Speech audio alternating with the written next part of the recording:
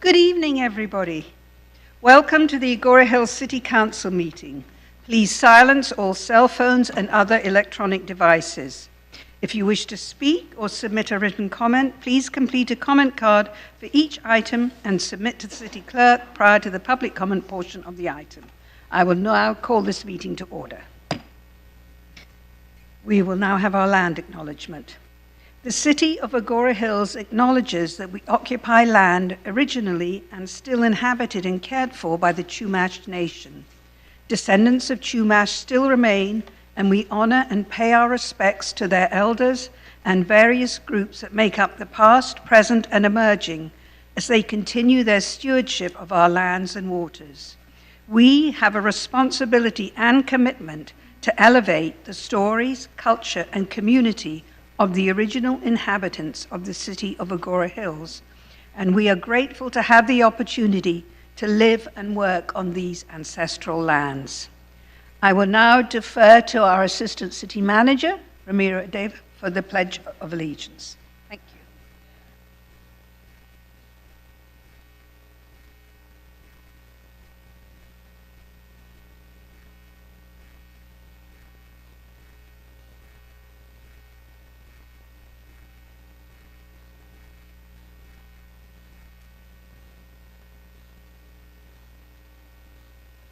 Thank you, Ramiro. I will now defer to the city clerk for the roll call. Thank you. Good evening. Councilmember Anderson? Present. Councilmember Anstead? Here.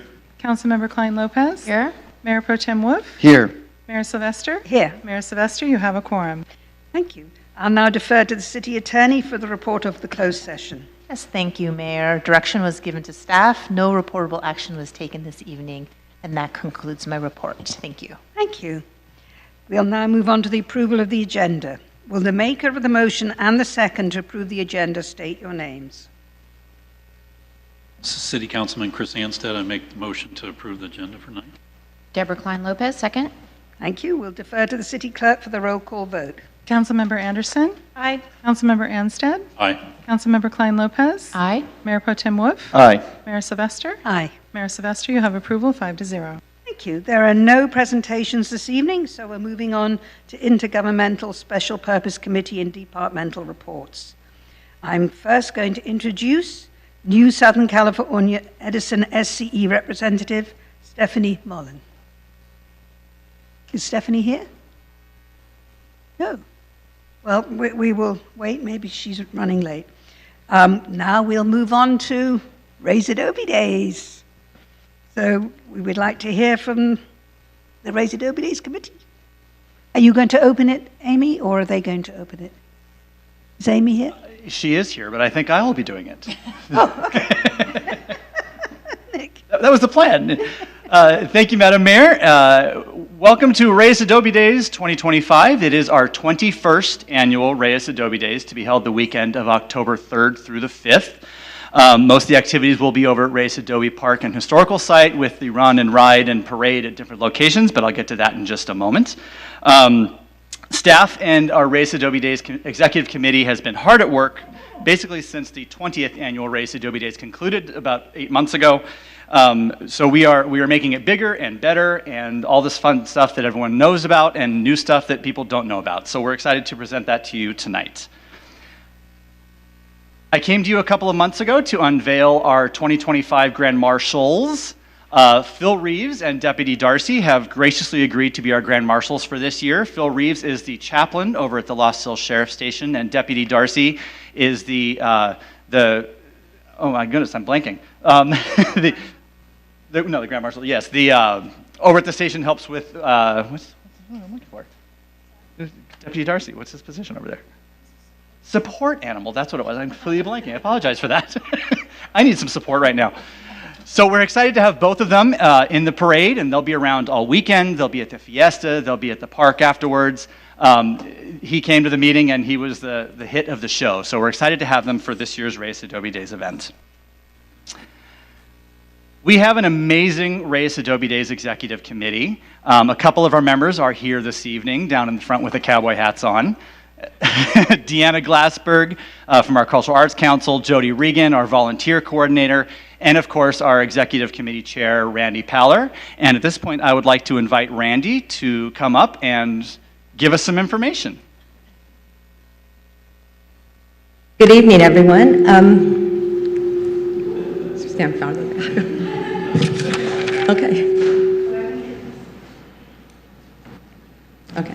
I'm so excited to be here tonight for our 21st annual Reyes Adobe Day, aka RAD, an Agoura Hills tradition that celebrates our history, our community, and the spirit of the West. Our theme this year is Western Ways at the Adobe.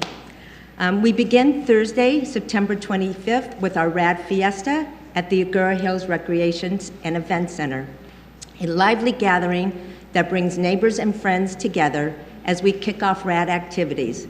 Cisco's will be catering our delicious lunch along with music, games, and dancing for all. You should see. Make sure you wear your dancing shoes, please. On Friday, October 3rd, we invite you to the Night at the Adobe at the Reyes Adobe Park, featuring the Malibu Brewing Company, who will be serving our food and drinks.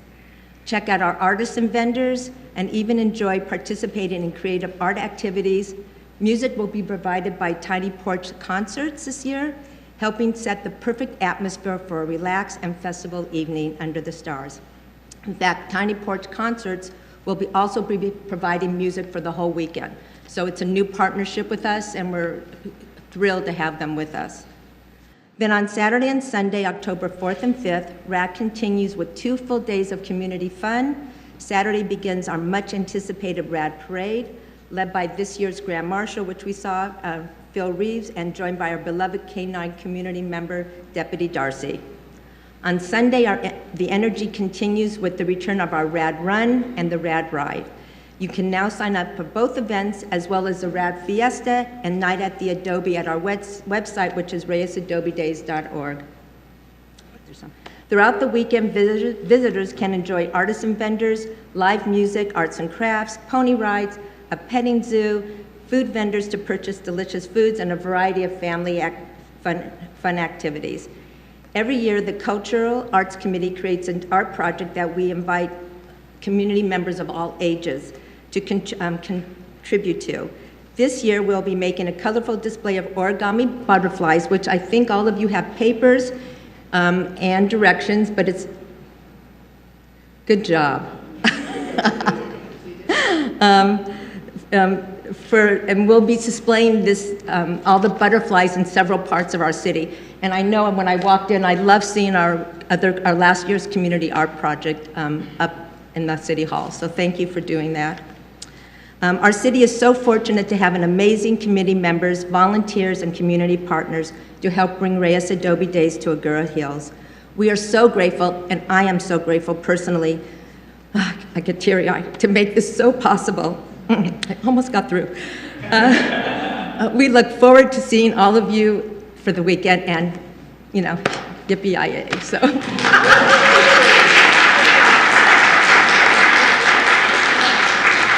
Thank you so much, Randy. I know the whole community really looks forward to it. I have to apologize. I will be wearing my cowboy hat, I'll be at a family wedding in Telluride, so I won't be with you that weekend, but I will have my hat on.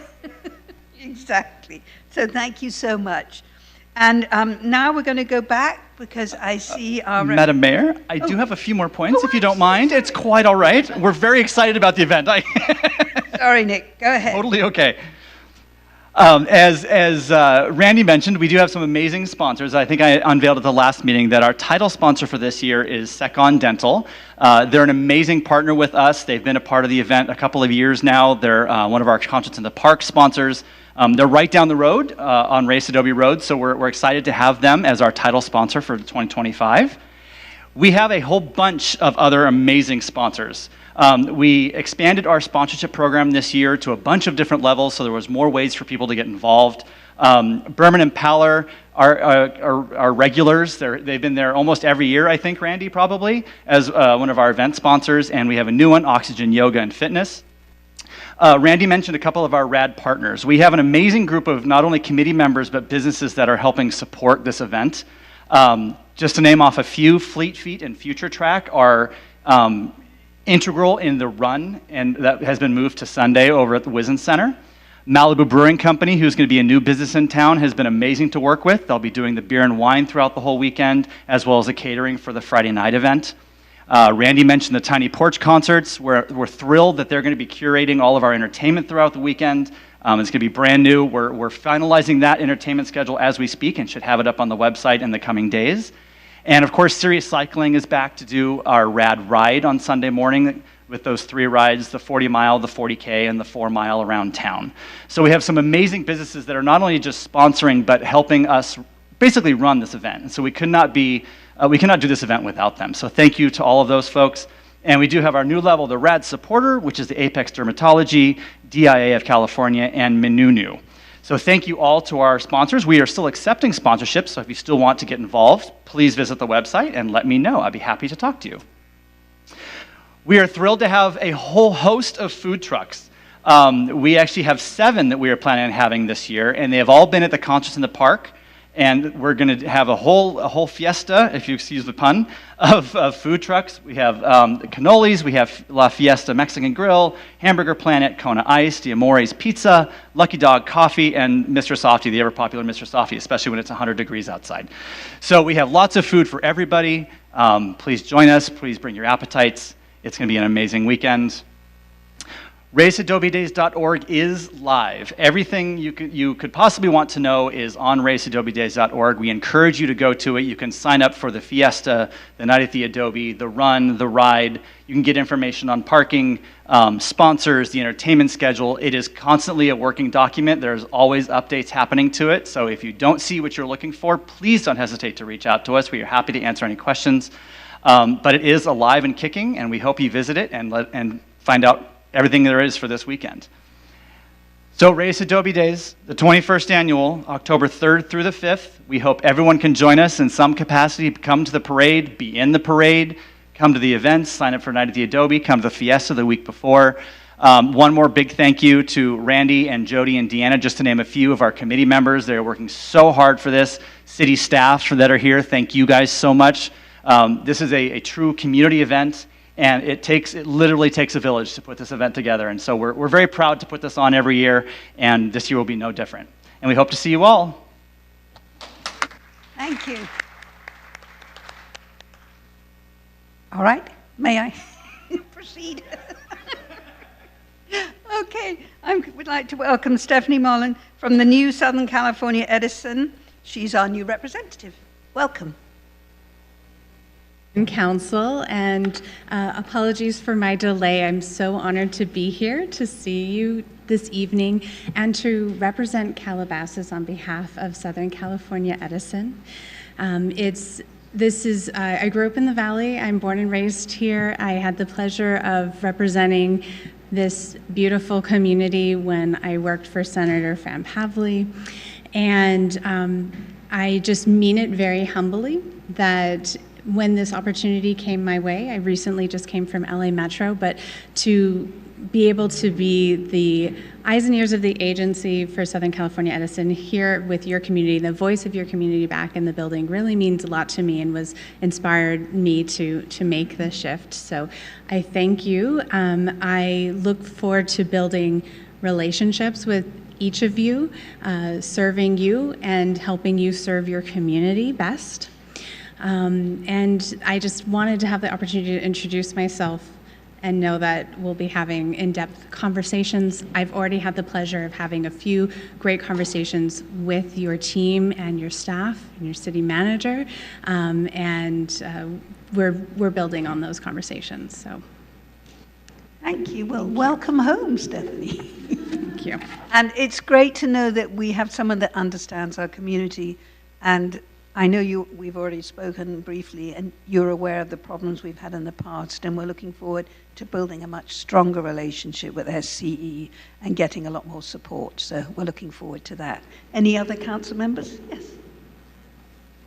Hello. I just want to say welcome. I want everyone to know that I've known Stephanie for many, many years, and she's a wonderful contributor to our community, particularly in the environmental space. So I was very, very happy to see that you would be our main liaison.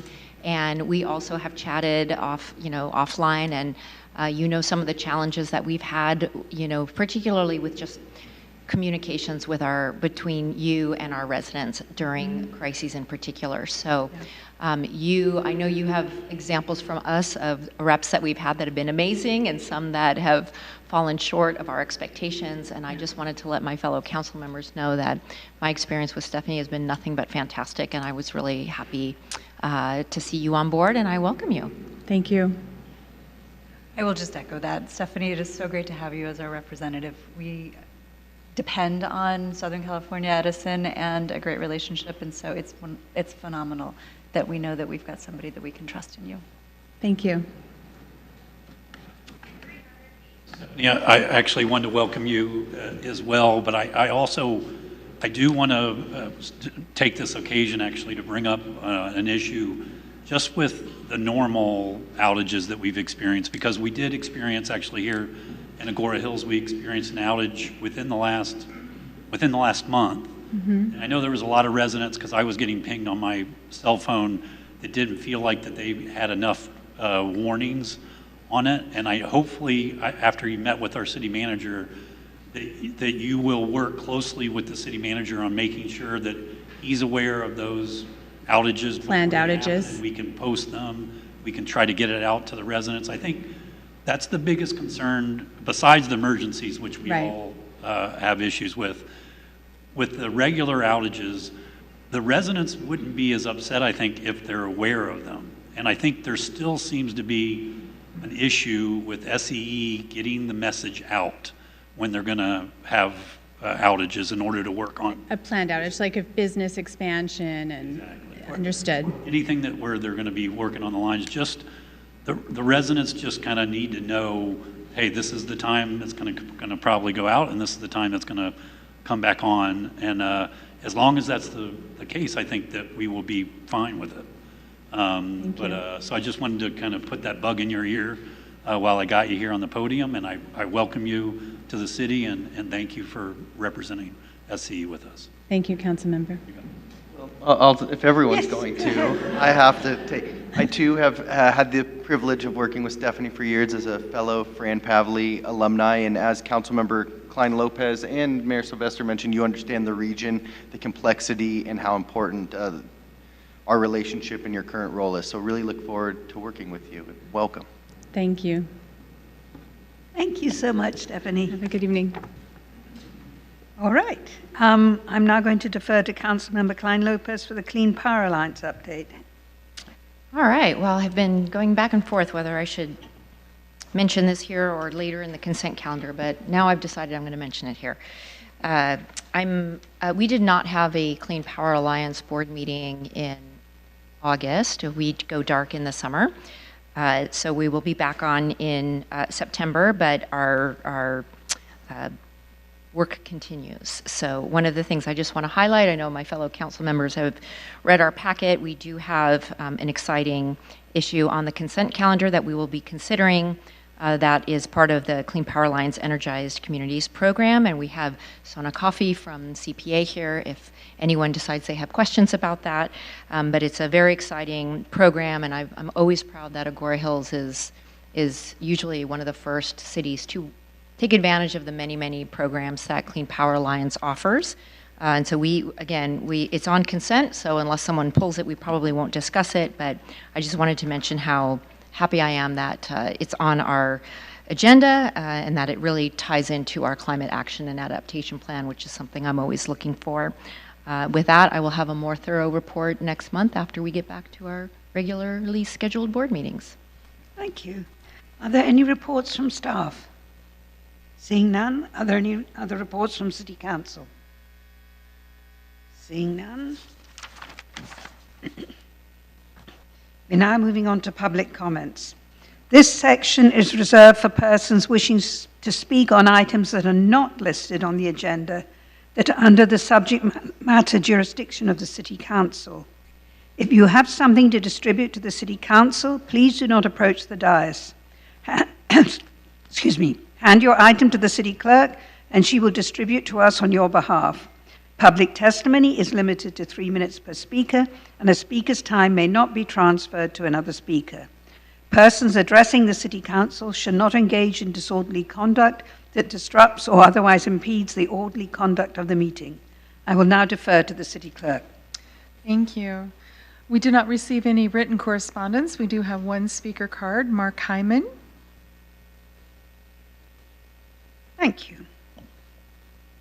Welcome. You will have 3 minutes to speak, ending when the red light appears on the podium. Please adjust the microphone and begin. Okay. So I wait for the red light? No, the red light will come on when you have to stop. Okay, thank you.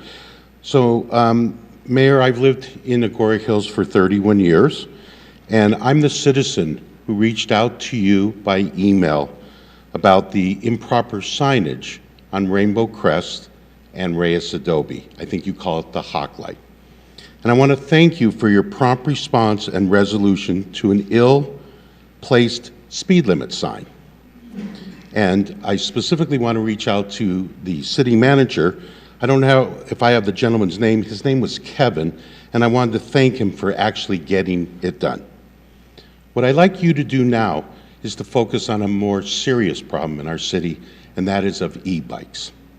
I would like you to strongly consider rapidly passing a resolution very similar to the city of Westlake Village. School is starting, the police need your support, and they need ordinances by which they can cite or properly maintain public safety. I encourage the City Council to act quickly before some parent has to bury their child due to their reckless behavior on public streets, their lack of care, their insubordination to the driving public, and they spend their time showing off on these e-bikes. And so that is the basis of my request for this evening. So I thank you all. Thank you very much. During public comments, we cannot make any statements, but I am going to defer you to Amy. Would you like to speak to this gentleman? The city's currently working on exactly that. And just like for public interest, tonight our local school district, Las Vegas Unified School District, sent out an email to all parents because school is starting next week, and the email was all about e-bikes and the correct way for students to use them. So we're very aware of it. So I will let Amy give you more information. Thank you, Mayor. Thank you. We're now moving on to Council Consent Calendar. This section is reserved for persons wishing to speak on items on the consent calendar. I will now defer to the City Clerk. Thank you. We did not receive any written correspondence, nor do we have any speaker cards. Thank you. Are there any questions from the City Council on the consent calendar? Councilmember Lopez, your light is on? No. No. Okay. I have a comment. Yes. I guess I don't know if I want to pull the number 4, the contract with the Clean Power Alliance, or, I mean, to pull it to have it as a separate conversation, or should we discuss it? Should I discuss it if I want to? Well, we can't discuss it. We'd have to pull it. Would you like to pull? Yes, I think I would. Okay. All right. Will I now call for an motion to adopt the consent calendar minus item number 4? Councilmember Anderson so moves. Do I have a second? Second, Deborah Klein Lopez. Thank you. I will now defer to the City Clerk for the roll call vote. Councilmember Anderson? Aye. Councilmember Anstead? Aye. Councilmember Klein Lopez? Aye. Mayor Pro Tem Wolf? Aye. Mayor Sylvester? Aye. Mayor Sylvester, you have approval 5-0. Thank you. So now we will take up item number 4 from the consent calendar. Would you like to open, Councilmember Anstead? Yes. Yeah. I think the reason, I mean, first of all, on the discussion on this, I want to ask whether Councilmember Lopez should stay on the dais when the fact that she's on the board of directors with the CPA, and I think it's kind of not a good look to be voting on an item where one of the members of the city council is up on the board of directors. Can I ask a clarifying question? Councilmember Klein Lopez, are you on the board because of your position as a city council member? Indeed, I am. Yeah. Can we just confer with our legal? So in other words, the council appointed you to serve as the city's representative, so I don't think that's a problem. It's not a separate corporate entity. I mean, just feel like it looks bad to me to have her voting on us entering into a contract with this group when she sits on the city council and sits as a board of director on this entity. It's the same as the Santa Monica Mountains Conservancy, the Agoura Hills Calabasas Community Center, all of the appointed. But we're spending money. I understand. We're spending money on It's it. So. every single city does it. Yeah, I mean, that we spent money on the community center too. So I will defer to legal on this. Is she serve as a director, if I can just ask Ms. Lee, does she serve as a director on the board, actually with official legal documents where she is a director of the Clean Power Alliance?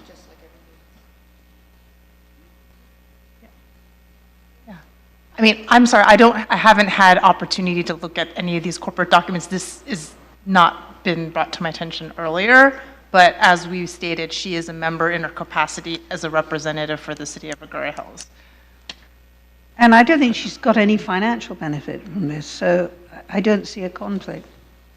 Okay, so she's not getting paid to be on the board of directors? No. Of the CPA? No. If she is, I'd ask for that appointment. Yeah, so she has indicated she receives no salary in her capacity as a board member, so there's no financial interest to her. Okay. So, All right, so if the city attorney's fine with it, then I'm fine with it. If there's no conflict of interest, then I'm okay, fine with it. does anybody want anything to discuss, or should we just vote on item number 4? You don't have any question about the content of the. No, I don't have any questions on the content. Okay, so can I have a motion to approve item number 4 and a second? Yes, I would love to make that motion. Deborah Klein Lopez. Thank you. A second? Mayor Pro Tem Wolf, I'll second. Thank you. I will call on the city clerk for a roll call vote. Councilmember Anderson. Aye. Councilmember Anstead. Aye. Councilmember Klein Lopez. Aye. Mayor Pro Tem Wolf. Aye. Mayor Sylvester. Aye. Mayor Sylvester, you have approval 5-0. Thank you so much. We're now moving on to discussion action item number 10, discussion of options for solid waste hauler contract. Shall I defer to Assistant City Manager Ramiro? Thank you. Thank you so much, Madam Sylvester, and good evening to you and the rest of the City Council. So tonight we are talking about a discussion of options for solid waste hauler contract. I know that at first glance, this kind of feels like there's a lot to discuss tonight, and there will be details as it relates to this overarching topic. However, tonight, I hope to be able to kind of walk you through that tonight's discussion is really just looking for the council's direction on whether to pursue one of two options. So having said that, I'd just like to restate the City Council goal for this fiscal year on this matter. It's to present options and timeline for the waste hauling franchise agreement. So why is that important? Because the timeline that we're looking at is laid out here. So the contract currently has an expiration date of June 30th of 2027. This would be the opportune time to have a discussion as to whether or not we'd like to seek moving in terms of option 1 or option 2. Given that there are time frames associated with each, and to make sure that we have either a very seamless transition away from the current contract or continuation with the current contract, we want to make sure that it's as seamless as possible so the community doesn't feel any negative impacts. So option 1 is really going to be to consider negotiating and extending with the current residential waste hauler, that would be WM. We anticipate that a process like this is approximately going to take a 6-month process. And then option 2 is if the council decides not to negotiate or is not interested in doing option 1, then we can always have the option of not renewing and extending and issuing an RFP, which we list here as taking longer as a 12-month process. So I do want to provide just a little bit of background on the contract. As many of you might know, in January of 2017, the city did enter into an exclusive residential waste contract with Waste Management, or WM. That exclusive franchise agreement does cover residential and multifamily in terms of solid waste, recycling, and green waste. I would like to note, because this has come up before, that it is an exclusive franchise agreement for the residential and multifamily side of things. The commercial waste hauling service is actually done through an annual permit process currently. So current agreement overview, I'm not going to go through each one of these items, but you all know that there is a wide variety of services that is currently provided by WM, and some of them are listed here. I will say that in terms of these services, they have been, there's been little to minimal complaint as was listed in the staff report, and it has been, the service has been looked at as being very well delivered to the community so far in regards to providing the current services that are in the agreement. So the options for consideration, option one, as I mentioned, is to negotiate and extend the current agreement with WM. Some of the things that are worth considering are that this option is looked at as more of a streamlined process, being approximately 6 months as opposed to the 12 months I mentioned earlier. You do have the benefit of a continuity with the current provider. They are familiar with the routes and the community needs. This does date back, as I mentioned, to 2017, so there's a lot of significance in terms of the history that WM has with Agoura Hills, so that is a positive.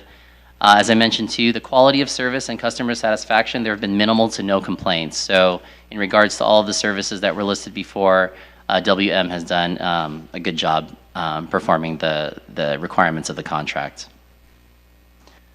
The city does meet Cal Recycle diversion mandates, and obviously that's one of the biggest components of any contract that we have in terms of waste hauling. So Cal Recycle diversion mandates are being met. The rates are competitive or favorable compared to nearby cities because, as many of you know, we do have a favored cities clause that is in the current contract, and so that is something to note. From a timing perspective, it's important to say that this option, if we look to negotiate with WM and those negotiations fail, doing so now would still provide us with enough time to pivot if we had to and go with the RFP process, which again takes about a 12-month process. So with the contract expiring in June 30th of 2027, this would allow us to be able to have good faith negotiations with WM and hopefully come to some consensus. But if not, worst case scenario, we would still leave ourselves with enough time to pivot and go the RFP process. I would like to make a special note on record that staff we're not proposing any changes to the current contract before the expiration date of June 30th, 2027. What we're talking about are negotiations to talk about whether or not we stay with WM past that, and that we would be negotiating new terms that would be effective after the expiration date. So let's look at option number 2, which is going the route of a request for proposals, essentially going out to bid for these services. Some things to consider: that when you go out to bid, it's a competitive process for residential and multifamily services, and like anything, when you go out to competitive bid, you have the opportunity to make sure that, being in a competitive environment, you're getting the best prices for the city for the service being offered. As we mentioned before, again, this is approximately a 12-month process, so it is a little bit lengthy, which again is one of the reasons why we'd like to talk about this now in terms of if this is an option we want to pursue. And then one thing to really make sure that we note is that option 2 does require careful planning to avoid transition challenges, right? You don't have to think too far back in terms of changes that have happened where, you've got everything from, the carts having to be exchanged to internal billing procedures to routing schedules need to be coordinated. And so there's a lot there when it comes to thinking about putting this type of service or this type of contract out to bid. So that is definitely something that we would like to put on the council's radar for consideration. Okay, so the timing considerations, as I've alluded to, there's a need to start now for the following reasons. We want to allow staff enough time to prepare for either option. So again, we assure a seamless transition no matter which way we go. We don't want to be scrambling as the contract expiration date approaches. June 30th, 2027 might seem far away, but it's really not when you consider these timeframes that I've outlined. And we want to ultimately just ensure that we have uninterrupted service and continued compliance with state mandates, and that we're delivering the best service at the best price for the residents. So having said that, I'll just restate the recommendation. Staff is respectfully recommending that the City Council discuss and provide feedback on whether to pursue option 1 or option 2.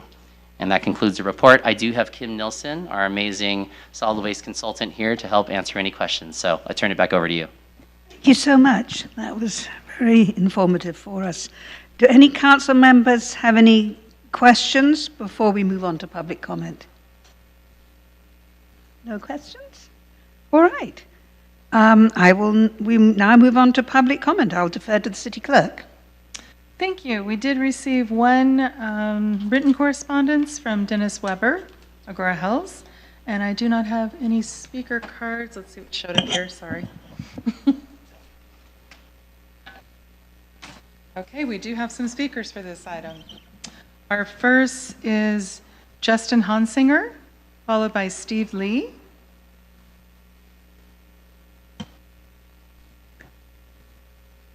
Welcome, Justin. You have 3 minutes to speak, ending when the red light appears on the podium. Thank you. Madam Mayor, council, and staff, thank you for the opportunity to be here this evening. WM takes a lot of pride of being the service hauler for the city of Agoura Hills, as we've been for decades. And some highlights that I think is really amazing on our side is, we do about 816,000 lifts a year in your community. With that said, that's over 5,300 roughly or more residential customers that we service, right, on a weekly basis with a 99.9% service accuracy rate. And that's not just done by accident. That's from years of experience, knowing our routes, knowing our customers, and just knowing what the needs of Agoura Hills are. Appreciate you guys taking the consideration tonight. Obviously, we're in hopes for option one to have a few months to get with the city and continue a long-lasting relationship and a great partnership we've had. And it gives the city a chance to scope out, a future agreement that makes sense for the city and the hauler that makes a great relationship. So thank you guys again for the time, and thank you for the consideration. Thank you. Our next speaker is Steve Lee.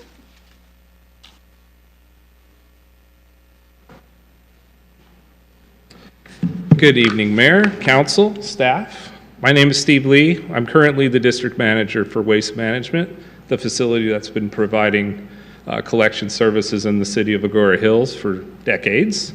I personally have been servicing the city for the last 28 years, and it's been a privilege. As mentioned, we're very proud of our service levels that we provide to the residents and the commercial customers of Agoura Hills. And when we make an error or something goes wrong, I have the city staff and Public Works, they even have my cell number. If it doesn't get handled, doesn't matter what time of day, will give me a call, we'll get it done. And that collaboration isn't something that just happens overnight. So we've built that relationship. We're here to service the community, and we're proud to do it. So also, I ask that you consider option one, so I can continue to service the city for the next 28 years. Maybe not quite that much, but I got to pass it off to somebody. But thank you for your time. Thank you. Are there any other speakers? No further speakers. Thank you. Thank you. This is item 10. We have you for 11 and 12. Would you like to speak on 10? Please come up. Welcome, Bill. Hi, thank you, Council. Thank you, Mayor, as well, all council members. I just wanted to make a comment that I would encourage you to go to option 2 and to get bids on a RFP basis. I know that Wisdom Market Square recently changed from waste management. We went out for bid, and we made a change and saved a substantial amount of money, and I think it should be noted just so that you know that there are other options out there, and I think it makes sense to have a bid out and to take a look at what the options are. So thank you very much. Thank you. I believe that was our last speaker. Thank you so much. Does any council member have any further questions? Council member Klein-Loeb. I do. I have a couple of questions now that I've heard everything. The first is for Mr. Adeva. Is this the normal process? Or I know it's been, I guess, 8 years since we maybe had the competitive bid. So is this meeting with option 1 or option 2, is this the normal time frame, or is this an added step you're asking the council to consider? It's fairly normal to just go the negotiation route. Yeah, and then actually, even though it's gone back to 2017, even before that, the history of the city and the waste haulers that had contracts with the city before that, there were negotiations and buyouts and things like that. But it's always been on a negotiation basis that we've done this, and we haven't had to go out to bid in in recent history. In recent history. Okay. And so then my next question would be, doesn't option 1 include option 2 in a way? Like, by going option 1, that's not excluding us from then going out for competitive bid. It's just a step beforehand. Is that correct? That is correct. Okay, thank you. Any other questions? Seeing none? Oh, sorry, Councilmember Anstead. Thank you. In the report, we've got the waste management hauler with all the different cities with waste management with the pricing. What I did not see was, like, I know Thousand Oaks is not using waste management, and I don't see any pricing for them. Do you have pricing for Thousand Oaks with their company? We do, and I'm going to go ahead and I'll pass this on to Kim. That's okay. So give me 1 second to see what rate we have in the agenda report.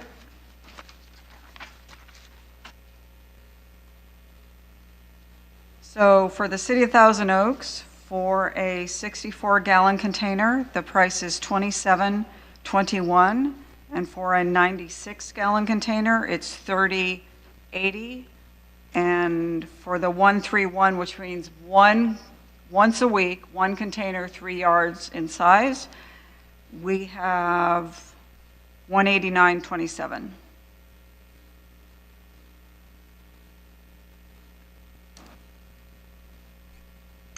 Okay. Thank you. That was my only question. Any further questions before we move on to deliberations? All right. Who would like to start with deliberations? Can I go with you? Kate, Councilmember Anderson. Yes, you may go with me. So and Councilmember Anstead and Councilmember Klein-Lopez, thank you for your questions. They lifted up for me where I am with this. So I do support option 1 because option 1 does not foreclose option 2. So it still gives us the opportunity to go out to bid if we do not get a deal that we think is at most advantageous to us from Waste Management. I do want to say thank you to our Waste Management folks who showed up tonight. It means something to me that you showed up for us tonight, that you do not take us for granted. It means something to me that you have been serving our community for so many years. It means something to me that we've got your cell phone, that we don't get complaints from our customers. But it also means something to me that Thousand Oaks is paying less for 64 gallons. Ours is $29.35. What I just heard is Thousand Oaks is $27. Ours for the 96 is $36.63. They're paying $30.80. And for the 131, okay, so we're getting a better deal there. We pay $174, but they pay $189. So as a council member, when this comes back to me, I'm going to be looking for cost effective for my residents in these tough times. We need to make sure that folks are spending as little money as possible. That's what our residents would want from us. Good service does matter. So, you don't want to be buying lemons. So we would want to also know the service quality of other places. And you talked about the transaction costs. Like if we were to go out to bid and we were to go with somebody else, we're going to have different bills and maybe we have different trash cans. And so that is part of the consideration as well. And it will all factor into things like the service and the cost. So I am happy to have the city explore just negotiating, as we say, with option 1, but we'll be looking really closely at what it is that the city would then propose coming back if that's the direction that we want to go. And glad to know that we always can then go out to bid. And so thank you for being a city, for being a staff that looks so far ahead to make sure that we have both of those options. Thank you. Councilmember Anstead? I think Councilmember Anderson, I wanted to thank you for your comment because I think those are great comments that you made. I totally, from my point of view and from talking to the residents and being a resident here in Agoura Hills almost 20 years, Waste Management has done an excellent job. I mean, to me, you guys are the gold standard. That's my personal feeling. I agree with the 99%. There's not anybody that I know that's come to me and complained to me personally about their waste collection or that somebody missed the collection or thing like that. I've had plenty of people come to me to talk to me about SCE and complaints about that. So I can tell you that people will complain if they're not getting good service. So I think that I just want to commend you for your excellent service, and I think I'm inclined to go with option one as well. Hopefully the negotiations will go well and be fair, and go from there. But I'm option one. Thank you. Thank you. Councilmember Klein-Lopez. Thank you very much, Madam Mayor.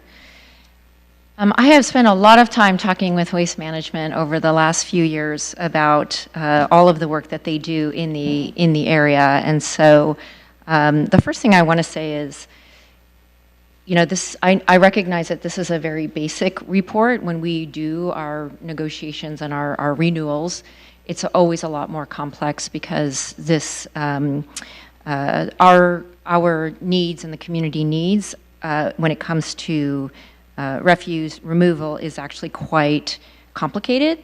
And so I know that these numbers and the numbers compared to Thousand Oaks are one or maybe two-dimensional right now, but it's actually very complex, especially when you bring in the commercial side of things, because it's my understanding that, for example, in Westlake Village, I believe, Waste Management has an exclusive agreement with commercial, and so that affects their ability to operate in Westlake Village with different efficiency than it does in Agoura Hills. So I think we have to be careful when we are looking at this, that it's not always apples to apples. This is very helpful from our residential, what we're paying point of view. But I know that as our staff goes into negotiating with Waste Management, it's actually a lot more complicated. And I know you will be discussing the commercial piece as well, which, as we've discussed on the dais over the past few months, and especially during our budget session, is many years of needing to roll out. I believe it's like a 5-year plan if we did want to go to an exclusive contract with any vendor on the commercial side. So I just want to recognize that before I make the rest of my comments. The other thing I want to say is I very much agree with my fellow council members about the service that we receive. I get a lot of complaints about a lot of things. It's very, very rare that it's about Waste Management. The only time that I've ever had an issue, which we had across the state of California, was SB 1383 with the organics, which was certainly no one's. It came down very confusing from the state level with a lot of rules changing back and forth. And Waste Management and Agoura Hills, we were all doing our best to try to follow along and get the message out to our residents. And I want to thank particularly Denise for being so, and Brian and Justin for being so responsive to our needs and our questions about getting the information out. So really, that is the only time I think we've ever had any kind of mass residential issue, and it was really more statewide than Waste Management focused. So I want to thank you for that. The other thing that I want to say is I also agree that we should move with option one for the same reasons that it doesn't preclude us from going to option two, and really ensuring that we work for the best rates for our residents. What I would like to ask my colleagues at Waste Management and our staff is, when it does come back to us, if you can give us some models of what you really think it's going to look like upon renewal, which will be in the future. I know it'll be probably a year, it'll be a year out of what we're predicting rates to be. What I'm worried about is that we have a most favored city, I was going to say nation, that's not quite right, city rate, and what I really don't want to see is a huge jump because we've had this for so many years, and I know Waste Management has been absorbing some costs for, particularly for SB 1383 and the organics recycling. Before we start negotiating new contracts and or before we go out to a competitive bid, I would like to see some modeling of what we think the rates are going to be, because if there is going to be any kind of steep jump, I would like to discuss some kind of pathway to that. What I don't want to do is have negotiations fall apart, go out to bid, and then all of a sudden, whether we go with Waste Management or not, have this huge jump in rates for our residents. As my fellow council member said, we already get a lot of that on the electricity side of utilities. So that would be my ask, would be to go, my request would be to, when you come back with us, if we do go with option 1, which I can count the votes, it sounds like we will, that you come back with some scenarios of what that looks like for our residents and businesses. Thank you. Thank you. Councilmember Wolf. Thank you. Appreciate the comments from my fellow council members. While it might seem appealing for option 2 to possibly save residents money in the future, there's a tremendous amount of uncertainties that give me heartburn. And what I do know is that Waste Management is in our community, and we see them at community events, and they've played an integral part in our community. Of little to no complaints. They've had to deal with SB 54 and SB 1383 compliance. They provide a wide variety of services. I know that they're looking at a clean fleet transformation. They're doing renewable natural gas facility project that I'm really excited about. And something that I recently learned that makes option 1 and continue working with Waste Management is that we know that the lifeline for the landfill is they have a long lifespan left in the Simi Valley landfill where our trash goes. And having that certainty is comforting. So I'm inclined to go with option 1. Thank you. And before I start, full disclosure, I did meet with representatives from Waste Management this afternoon, along with my fellow council member, Jeremy Wolf. And I appreciate that. I got some more information from them. And I agree with everything that all our fellow council members have said. Option 1 does not preclude option 2. So I think we should do option 1 first and see where that leads us. And if we come up with a good deal for both sides, then I think that's something that we should consider when that's drawn up. So at this stage, I would go for option 1. Thank you. So now I will call for a motion and a second to approve, to pursue option 1, negotiate, extend new agreement with current solid waste hauler Waste Management. Will I get a maker of the motion and a second? The City Councilman Chris Anstead, I make the motion to pursue option 1, negotiate, extend the agreement with Waste Management. Councilmember Anderson seconds. Thank you. I'll defer to the clerk for the roll call vote. Councilmember Anderson? Aye. Councilmember Anstead? Aye. Councilmember Klein-Lopez? Aye. Mayor Pro Tem Wolf? Aye. Mayor Sylvester? Aye. Mayor Sylvester, you have approval, 5-0. Thank you. Our next item is a discussion regarding the economic development update. I will defer to Ramiro, you're up again. Good evening once again, Madam Mayor and council members. I am joined on this item by a very excited panel of staff members.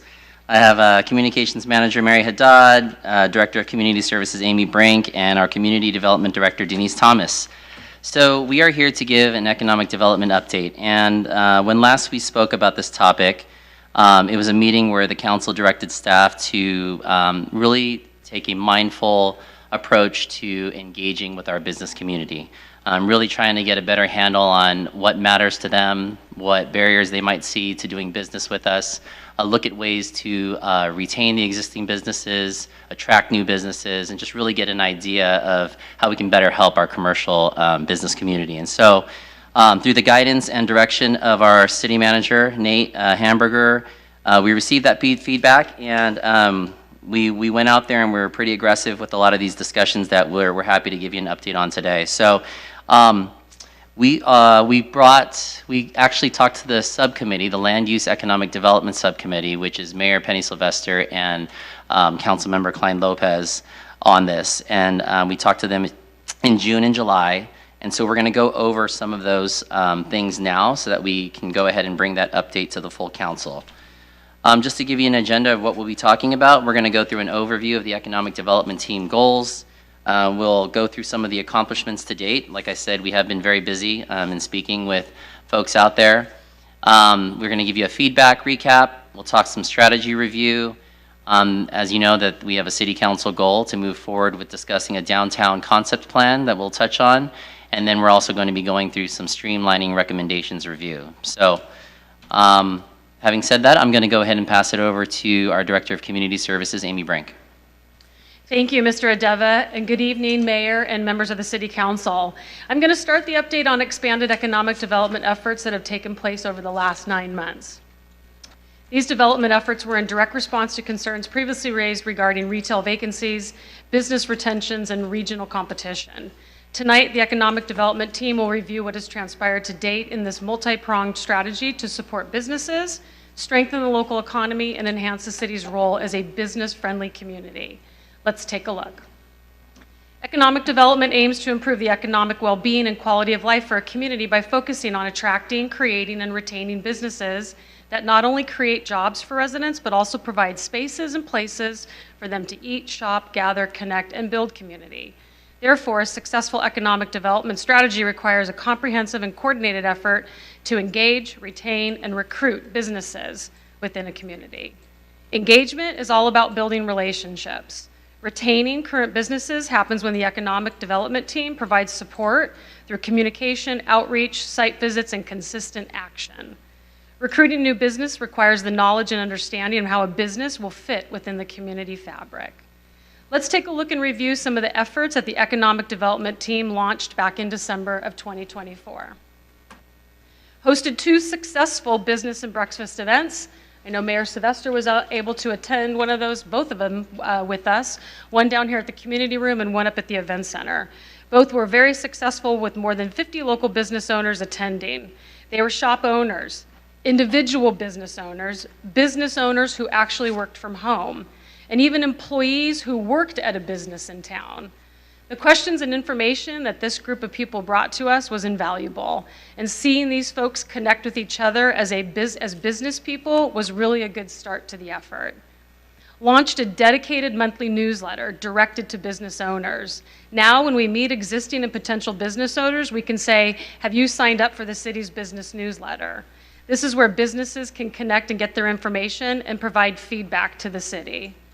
Launched the Business Highlight campaign on social media. Communications Manager Haddad has done an amazing job of highlighting new local businesses throughout the city's social media, with hundreds of views as a result. Launched Ladyface Marketplace Farmers Market with a great ribbon cutting that included the entire City Council. We continue to receive positive feedback on the new Farmers Market. It's also fun to see some of the local businesses who attended our business and breakfast event as vendors in the Farmers Market. They sign up for the business newsletter, they are excited for the city's support, and they are happy to call themselves our local businesses. Launched the community-wide economic development survey, conducted business outreach by visiting existing and prospective businesses, created monthly economic development update reports for the City Council, and finally commenced work on the city goal for a downtown area concept plan. As we navigate the strategies and game plans, the overall goal is to stay committed to the City Council's goal of prioritizing businesses and ensuring a business-friendly Agoura Hills. This has been a high-level walkthrough of the Economic Development Team's efforts. Now let's get a little bit more into the details of some of these efforts. And for that, I would like to turn it over to Communications Manager Mary Haddad. Thank you, Amy, and good evening, council members. I'm excited to be going over with you today the strategy we've taken thus far in launching our economic development efforts. Upon creating our team here, we really prioritize building relationships in the community and meeting our local businesses and business representatives where they are. Before creating programming, we found it really important to create a robust outreach program where we were meeting not only with businesses, but different representatives and groups to understand our business landscape so we can build our programming accordingly.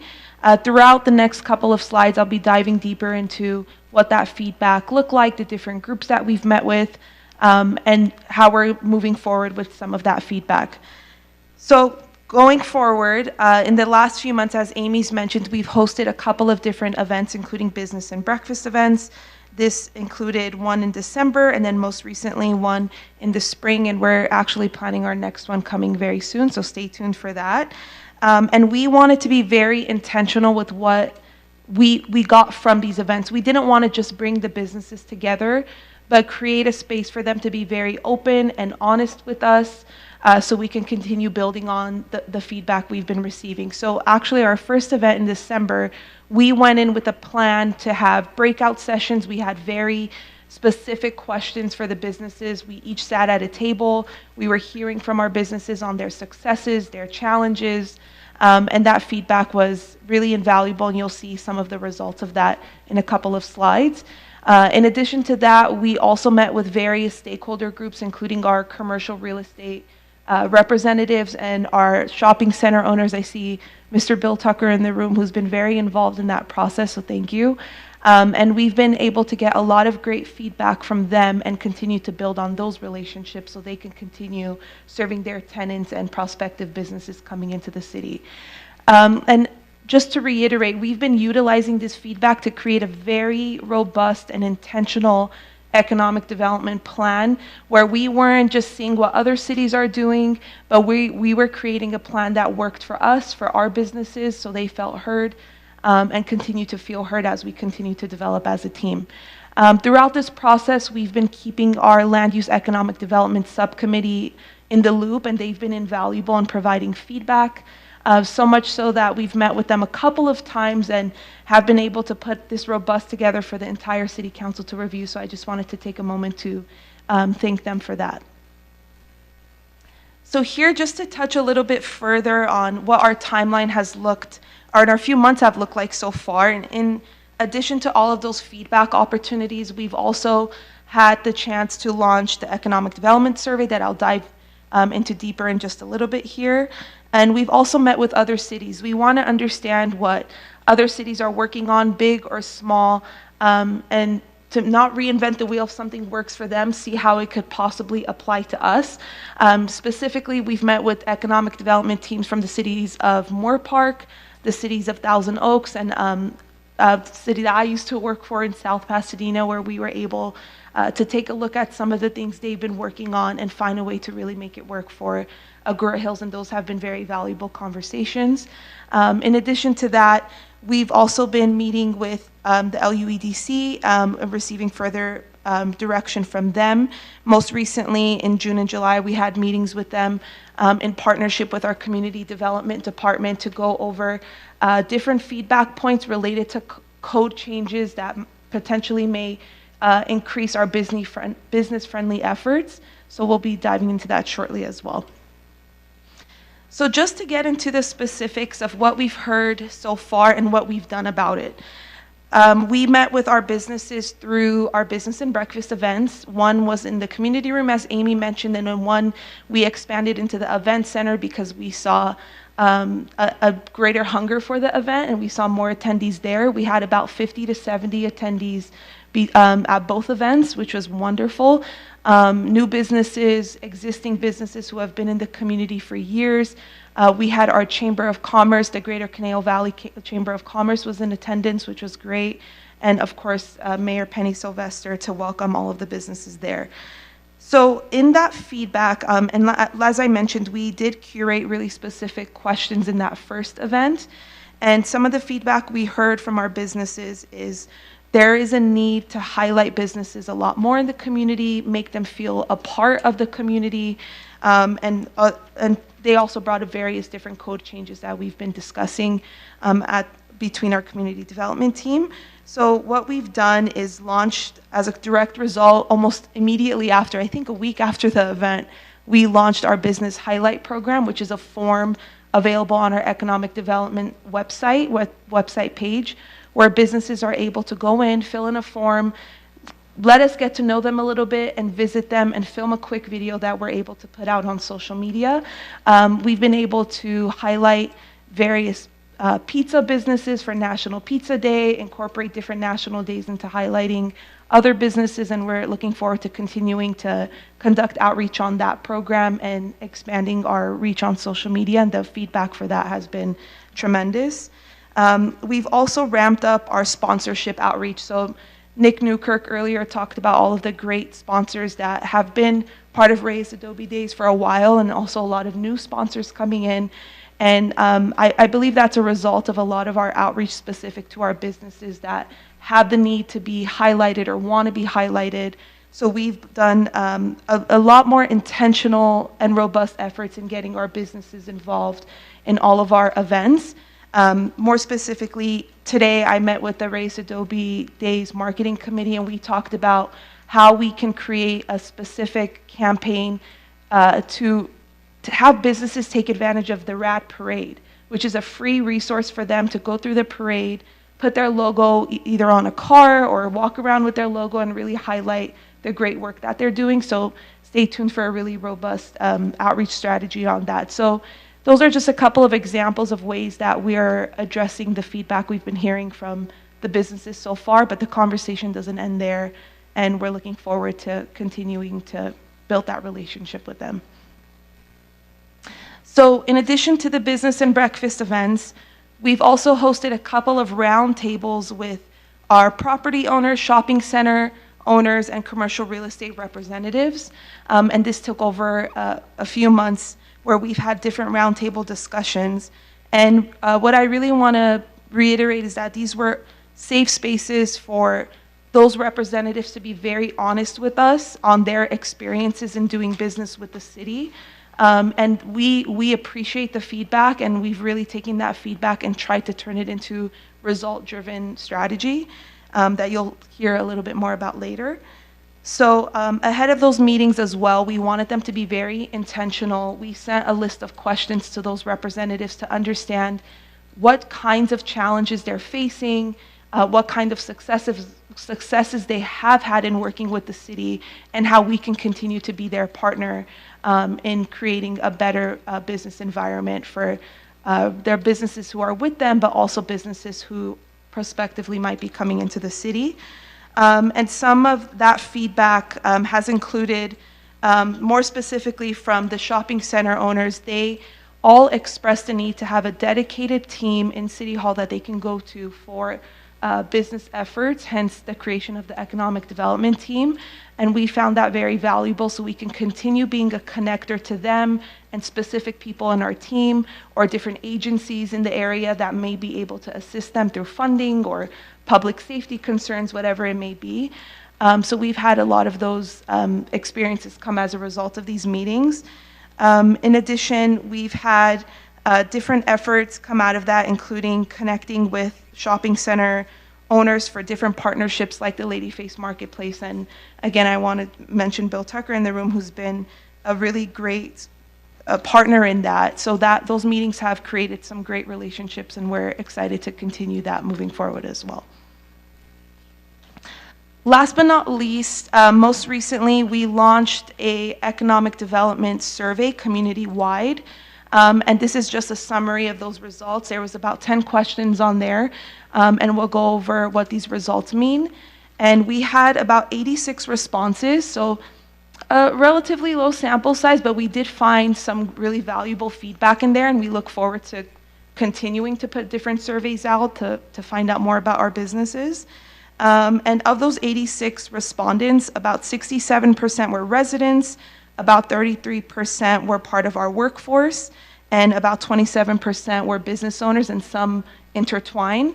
And then of those respondents, we really wanted to understand shopping, dining, behavioral patterns in Agoura Hills, how often people were shopping in Agoura Hills, and if they weren't, where were they going, what kinds of businesses they were visiting outside of the city. And we found that about 51% shop and dine in Agoura Hills weekly. Some of those businesses listed there, including Vaughn's, Trader Joe's, Ralph's, Wood Ranch, are some of the most frequently visited businesses. And then this was a kind of a surprising statistic, but something just for us to take into consideration as we're expanding our programming. 86% of respondents said that they leave the city of Agoura Hills to frequently shop and dine. And when asking them where they go, the majority of answers were Westlake Village, followed by Thousand Oaks, and then Calabasas. So that was just something for us to keep in mind and look to our other economic development teams to see maybe what they're doing or the kinds of businesses they have that might work here. And then the respondents who said, yes, we do leave the city of Agoura Hills, we wanted to know why and the kinds of businesses they were visiting. And that included large retail, including the Costco's and the malls of the world, trendy restaurants, breweries and bars, and entertainment venues, such as theaters and family-friendly entertainment venues. Lastly, we wanted to see what kind of businesses the community wanted to see here. And of those respondents, 57% said they would like to see more specialty grocery stores, 50% said they would like to see more restaurants and high-end dining, 41% would like to see more alcohol-serving businesses, and 30% said that they would like to see more wellness and fitness-focused businesses in the city. So the raw data for this is available if anybody's interested. Our team is happy to send it to you, but this is a summary of those results, and we found it helpful, I think, as a team to just go over that and present it to the LUEDC as well. So with that said, that's a little blast from the past in the last 6 months, but looking ahead, we do have a major city council goal that we've been focused on, and I'll turn it to Assistant City Manager Adeva to go over our downtown concept plan. All right, thanks so much, Ms. Haddad. So, yes, an exciting thing that we are working on this fiscal year. As you recall, there's been $50,000 budgeted in the current fiscal year's budget to look at the idea of creating gathering spaces to activate. How can you create activity centers? And one of the things that really started to get a lot of momentum and is carrying over into this year is the idea of looking at potential downtown space, more specifically looking at the properties across from City Hall.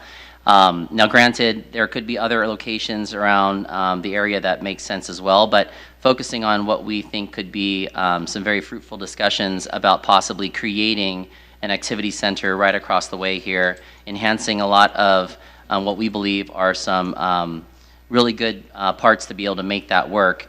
We're looking at across the street. Now, we are scratching the surface of this topic, really. I would say that in terms of a downtown space and a gathering area across the street, the strategy kind of is multiple fold here. So it's going to take some control that we have, because obviously what we bring to the table we have control of, but there are some things that make this a little bit of a challenging thing, right? Because we don't control everything.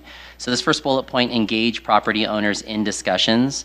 Obviously we've got to talk to these private property owners. The city doesn't own the land, and so it's going to be critical that those discussions have those property owners from the start.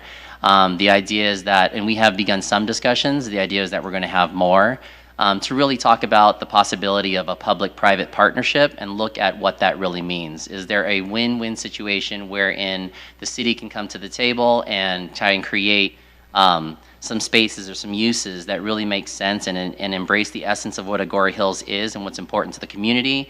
And then the win on the other side would obviously, there would need to be something in return for the property owners that are to incentivize or entice them to get into a partnership. So we've got to have those discussions, and obviously all of that would be subject to the feedback that we get from the community and understanding what they think and what they would want. So we still have much discussions to have about that to determine if there's a willingness there to partner and what that would look like.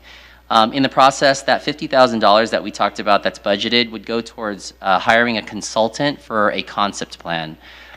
We view this as a necessary first step to being able to further this conversation because it's really going to hire a consultant firm that understands sort of what's hot in the market right now, be able to look at existing spaces, be able to look at what are the possibilities within that space, and to present something that can then be looked at by the community and get feedback on. So for $50,000, I'll be I'll be very honest that that type of plan is going to be more higher level because it is a concept plan, but it is necessary to have something to go off of so that we can begin that discussion about what this could possibly be.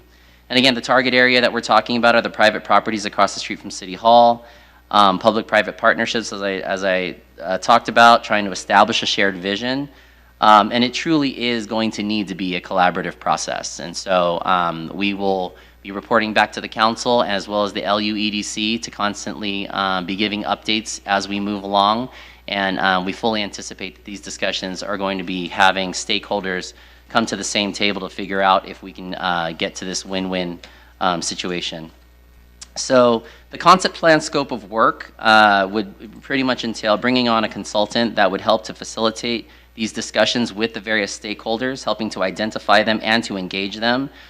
We want to create a high-level layout and various options to consider, both on-site and off-site, because we have to think about this as being an activity center, and that not only relates to the activities and the ambiance that you're trying to create on properties, but also the surrounding streetscapes and whatnot is equally important to make sure that we have pedestrian-friendly connections and that we are enticing people to come and visit wherever these activity centers are. We would also want the consultant to take part in recommending tools to be used and the next steps that would have to happen. So that could include anywhere from, are we talking about a specific plan? Are we talking about zone changes and code amendments? Are we talking about development agreements? And there's probably a whole bunch of other tools that we can throw in the box, but we'd be looking for a consultant to give us their expertise on the various tools that would be necessary once we come to hopefully a concept plan that the community and the council can get behind and we can move towards next steps together. Okay, so included as an attachment was the draft schedule. The highlights that I'd like to point out is that we do hope to have a concept plan being brought to the council in September. We do anticipate the actual scope of work taking about 6 months. And this actually falls in line. It's pretty ideal for our budgeting season in the sense that we're looking at February, March, and kind of making sure that we're done in that time, and then we'll be able to have discussions during our budgeting for fiscal year 26-27 to be able to really get an idea if we are moving forward, what are those anticipated costs, and making sure that we're budgeting for them accordingly for that fiscal year. We do anticipate, as I mentioned, there being multiple touch points during all of the scope of work, and these will include subcommittee updates, council updates, public workshops, and the whole bit. So we very much commit to having a very engaging outreach program so that we make sure that this is something that is going to be really cool and something that we can all be very proud of hopefully one day. So with that, before we move on to the next piece of this presentation, Mayor Sylvester, if you wouldn't mind, I'd like to kind of pause here and see if there's maybe any feedback or questions on this part. And the reason, and I'll give some context, but we're going to move into a section of this presentation when we turn it over to community development that's going to talk about code change recommendations and things like that. And so before we get into that, because that can be its whole discussion on itself, I just kind of like to pause here and see if the council has any feedback at this point. Thank you very much. Does anybody have any questions? I do. Yes.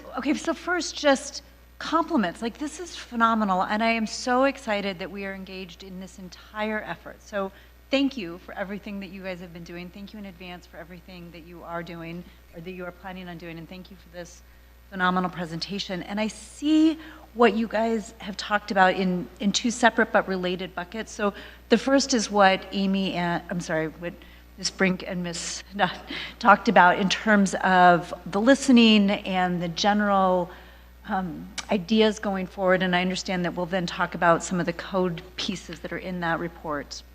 So I'll hold off on that, just say kudos, love it, some questions. And then Mr. Adeva, I'm just curious, can you say a little bit more about what is being envisioned for across the street and why we chose across the street? So again, it's a great question, and thank you for asking it. There are a couple of things, and I'll just shed light to them right now. And this is all initial, scratching the surface. A couple of the things that did play into that conversation were, one, across the street, first of all, anything that we're looking at as far as an activity center, we thought that it would be make sense to be on the north side of Agoura Road. So that we're dealing with repurposing existing developed land already. And so we're not looking at necessarily anything on the south side of Agoura Road where you possibly might be looking at land that might be virgin or it's or kind of has it hasn't been disturbed already. And so in looking at across the street, it does present the ability, we feel, of having some significant benefits of developments that would be on the south side, like you still have the view of the beautiful mountains, and you get the the streetscape that's there. And so that I think it was attractive to look at sites that would be able to take advantage of the beautiful scenery we have without having to develop land. So that's one.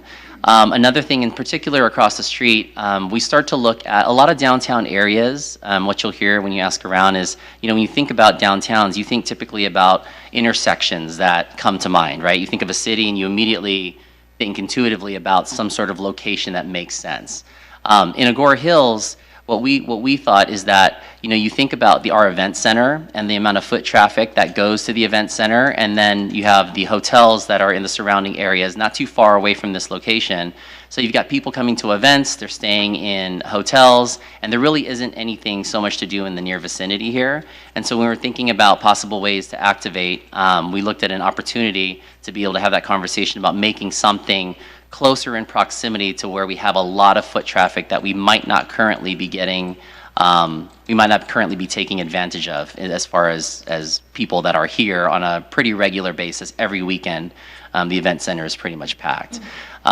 So that's just a couple of the things. Again, we go through this process, and I can't say today whether or not we're going to even move forward with that, because really a lot of this is dependent on if they want to move forward with us. But having the ability to look at that and see if it makes sense is something that we thought would be worth looking at.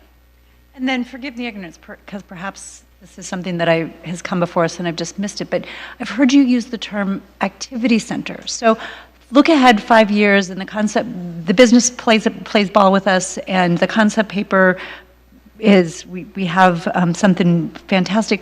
5 years from now, what does it look like? What's there?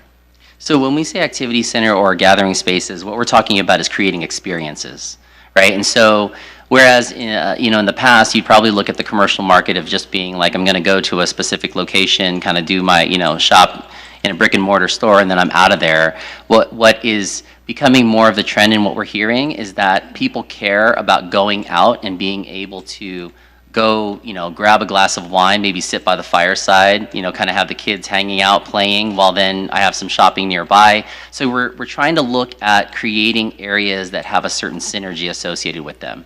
When you think of Agoura Hills, there's been things, and I'm just we were brainstorming these things, but when we think about things that matter to Agoura Hills, is there the ability to look at creating some performance spaces, some art spaces, educational spaces that people can use to understand the beautiful surroundings that we have in Agoura Hills. And so in the same light, there's been discussions about, are these potential housing type things as well. And so all of this stuff kind of plays into creating an area where people want to gather, because there's a lot to do there, and it's a great place to bring the family and have an experience. And so when I talk about that, activity centers is more along that. Okay, so now you're talking my language, because I will be honest with you, when I asked about why across the street and you mentioned the 2 hotels, that's compelling, but what I'm really interested in is this place where our residents are going to want to go. And so what I'm hearing you describe is, and this is not going to be a great analogy because it's gone downhill, but like 3rd Street promenades, back in the day when it was actually a place that people wanted to go to. Okay, so you're picturing, or we together are collectively picturing that property across the street from us could be radically transformed to have performance locations and to have a place, that it makes me so sad that 86% of people leave Agoura Hills to go out, and and could we get a specialty grocery store, like all those, so we could have those you're picturing there. Okay, that all makes sense to me. I am a little curious. You mentioned, when I asked why the property across the street, you said developed land as opposed to virgin land. So you're looking at the north side of Agoura Road as opposed to the south side of Agoura Road. But there are lots of places up and down Agoura Road that are north side of Agoura Road. Why this one? Is it that it's particularly empty right now? Is it that there's a business owner that we think might be particularly open to talking to us? Because I'll be honest with you, the event center one doesn't, I super love the event center. And you're right, I guess that does create a little bit of a gravitational pull, but we have people up there every weekend because it's such a phenomenal place to rent for weddings and events. So that one is compelling but not determinative for me. Yeah, I mean, one of the things that you touched on it, I mean, we do know that across the street there are vacancies there, and so I think part of the discussion is being able to look at some of these spots that might be struggling a little bit right now and see if the stars might line up properly to see if there's an opportunity there. Okay. So, I mean, that is part of, I'd say, another part of this discussion. Okay, so then, and I apologize, I promise I'm done after this. So what I'm hearing you say then is we would have the conversations with the business owner before we spend our $50,000 to look at a concept plan there. And that we would, before we spend our because it's only $50,000 this year, like we're gonna have a banner year next year and we're gonna be able to spend a lot more money. But we would only hire a consultant to develop a concept plan if we had good reason to believe that the business owner would want to engage in a public-private partnership with us. Correct. There's got to be a willingness there before we spend the money. I will say, if I can add to that, though, that it is important that, so spending the money, though, to hire a consultant to get part of that feedback, though, is going to be critical for us, right? Because we're looking to them as some expertise in terms of whether or not the location is a viable location. So there is the piece of the private property owner buying in, but then we've got to also be coming to the table with some concept of whether or not there's a viable solution there as well from that standpoint. So that's why, you saw on the schedule that we've got kind of a couple of things happening concurrently, right? We've got to have these discussions, and that's what we've begun to do is reach out and try and schedule these appointments to have these discussions. And then you've also seen that we do plan on at least moving forward, and because the concept plan is going to be necessary regardless of where we go. And so having that expertise is important to get on board on contract. And then how it all kind of lays out in there, I know it looks so definitive on the timeline, but that's a guide or a roadmap on how to get there. But it is going to be necessary to get the contractor on board, and then I do see spending money at that point. Can I just follow up on that? Because we've been on this happening. I think we definitely need the concept plan to sell the whole idea to the property owner. Because if you just go in with words and you have nothing, concrete to say to them, you're not going to capture their imagination. I think we need the concept plan, because whether it's across the street or maybe a little bit further down, wherever we take it, we can use that concept plan. Yeah, and I think part to of sell. Right, and I think part of that is going in there and saying, look, is there a willingness to possibly partner, right? Trying to create a shared vision together on what it could be, and to let them know right off the bat that, what we would intend on doing. There's money set aside this fiscal year to have this discussion and really put together a plan. And so if we were to do that, would you be open to having a discussion about what could be? Yes, thank you. Yes, Councilmember Anstead. Thank you.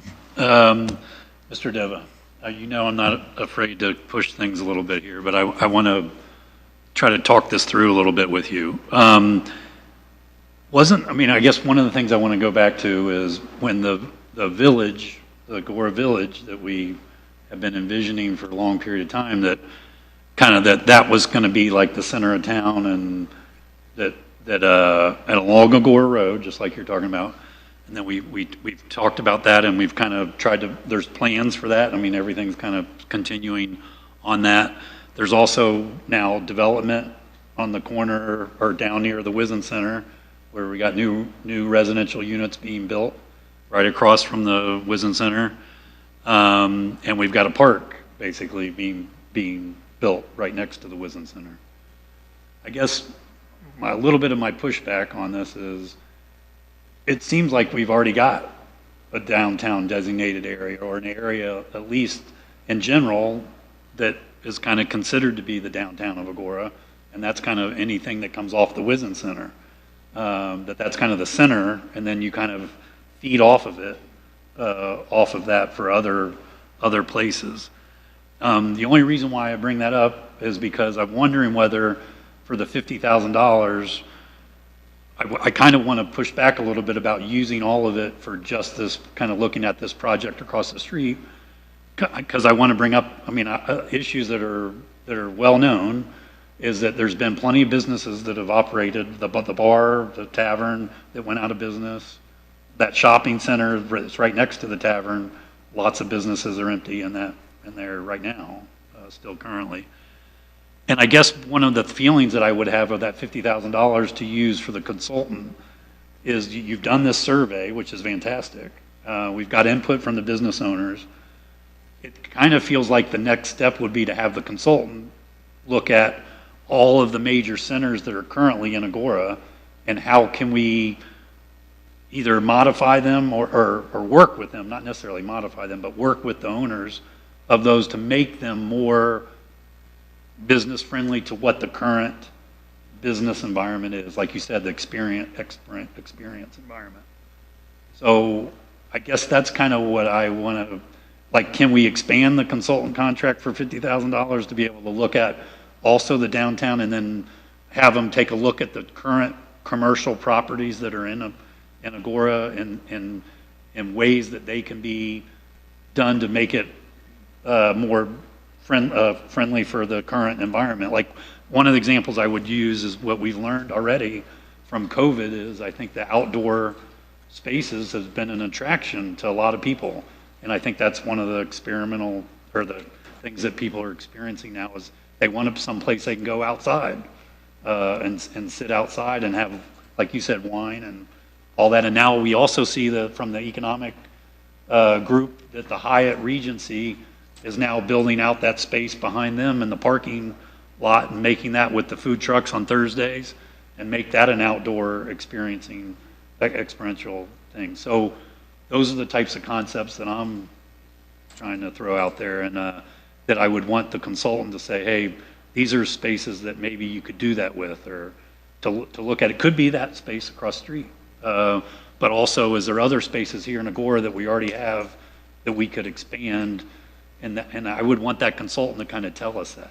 I mean, I feel like that's what we would want, and not just look at that one site, to look at all the different current commercial properties in Agoura, and is there any of those that he thinks he would recommend, he or she thinks that they would recommend? I know I threw a lot at you, but that's totally fine. Yeah, thank you for bringing all that up, Councilmember Anson. So first off, being very honest, I think to expand past 50,000 is not going to take us a long way, right? And so I think to be very transparent about the whole thing, I want to be honest that if we're looking at expanding a scope and really doing sort of like a broad brush across the entire city and seeing if we can identify additional activity centers and go through that level of a study, that's going to be well over $50,000.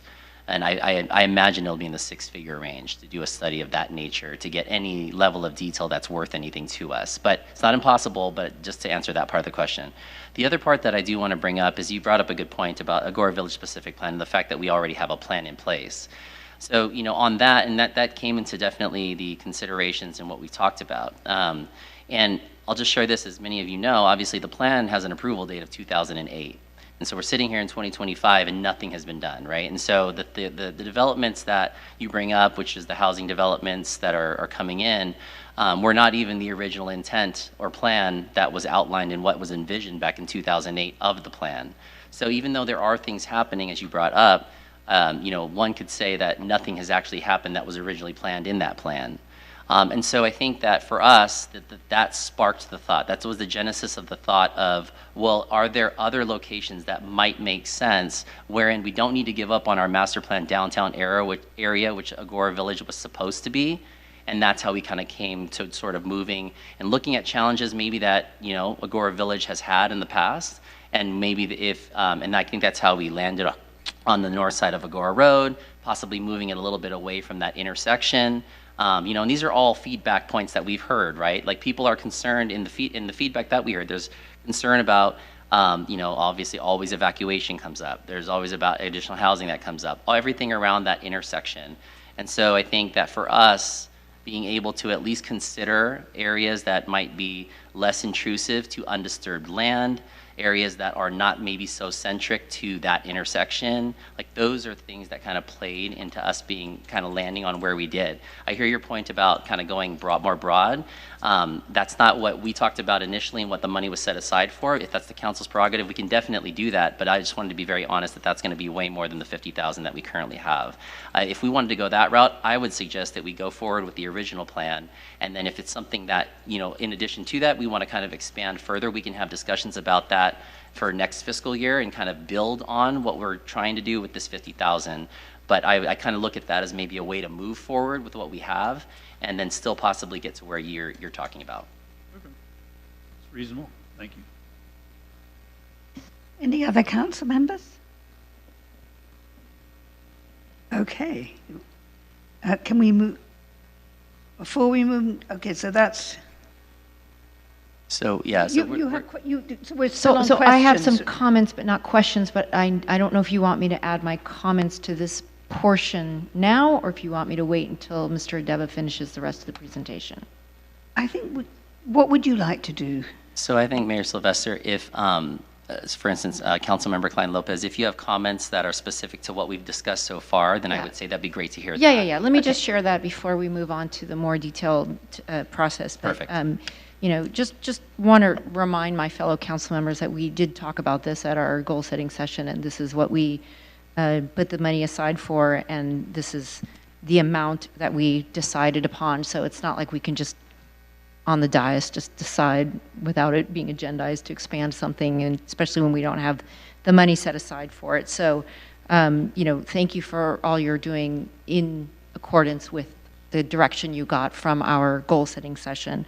Obviously, economic development was one of the top priorities of that budget setting session. And so, you know, I really want to say that as a member of the Land Use Economic Development Committee, I've been really pleased with everything that you have brought to the committee so far. I particularly like the engage, retain, and recruit motto that you're kind of following in the engage and retain. I think the big thing that, you know, really hasn't happened a lot over the last few years, particularly with COVID complicating things, is we haven't been out in the community as much as we could have and maybe should have been, you know, over the last few decades. And so to see you out there, and, you know, particularly Amy and Ms. Brink, Ms. Haddad, and Mr. Adeba out there in the community, you know, doing the surveys, having the meetings, and really talking with the people on the front lines about what the business environment is like is a game changer that we really haven't been able to prioritize over, you know, certainly since COVID too. So I want to thank you for that, because that really has been a change from what I've seen since I've been on council, and I really think that it's important to note that you are out there with an open mind, listening to business owners, not saying no, right? I think a lot of businesses had experiences with Agoura Hills where they came, they wanted to do stuff, and the answer was always no, or we can't, or it's complicated. And you are going out there with an open mind saying yes or, okay, this could be a barrier. How do we get around it? And so I really want to compliment you on not shutting down the voices, but listening to the challenges and trying to figure out solutions to those challenges. So to me, that's been a huge game changer since I've been on the council. I want to thank you for that mentality and that vision that we're implementing with our businesses. Removing barriers is that big concern, and I know we're going to talk about that next with some of the ways to clean up our low-hanging fruit, some of our processes that we have in place that serve as barriers. One of the things that we see in Agoura Hills is that, you know, time is money for a business. So if you're coming to Agoura Hills and you want to do something and you're told no, or there's a hoop you have to jump through, or there's too many hoops you have to jump through, businesses are going to leave and go to the next city, and that's the recruit part. And so I really want to say thank you for your vision in making sure that we not only engage and retain, but that we recruit. On the economic development front, you know, to your point, Mr. Adeva, what we talked about in our goal setting session was that, in particular, we wanted to ease some of the stress on the existing traffic and choke points. And so I just want to, you know, reiterate that this is a super high level start, and you know, we're not making any big decisions from this. It's giving us some direction. You know, particularly, you know, with regards to the Agoura Village specific plan, we did have a vision, and because, you know, we were so delayed in doing things, now that vision is turning into housing. It's not turning into economic development for us. Because of the state laws, a lot of what we envisioned as mixed use is turning into all housing. And so this is really important for us to really focus on either mixed use or, you know, particularly the economic piece of it, and that is where development and agreements may come in, or something that guarantees that, you know, we will actually have a vibrant area that, and don't get me wrong, we need housing is important, but we need to do it in a way that doesn't add more doesn't, you know, add more pressure to those choke points, and guarantees us an actual environment that doesn't just poof, go away because of state laws. So just want to make those comments and thank you for the vision, and excited for part 2 of the presentation that will help us get there. Thank you. Shall we let you continue? If I might, though, I do actually, coming off of that, just have a comment too, which is, honestly, it's a yes and. I want to thank Councilmember Anstead for lifting up Agoura Village specific plan and for lifting up our phenomenal Wizen Center that really is, like, it epitomizes, and I would say this even if Mr. Tucker weren't in the audience, it epitomizes who we are culturally as a city. And so I support us moving forward with this concept plan and looking at across the street or somewhere south of Agoura. Wait, it's south or is it north? North, right? That whole thing challenges me like you guys would not believe. So I support us doing that because I believe that Agoura, I mean, if 86% of our residents are leaving, there's business here. So I see us as having potential, and I do want to make sure that we continue to support our existing businesses. And yes, Agoura Village specific plan 2008, and yes, state law changes, but Denise, I'm remembering watching you do these COVID meetings. We've had a refresh of that thing. So yeah. I see it as a yes and in both those, in both of these spaces. I would also just like to point out that high percentage of Agoura residents that are going to our north, do we say, or west, is because we're all going to Costco. Let's not forget that.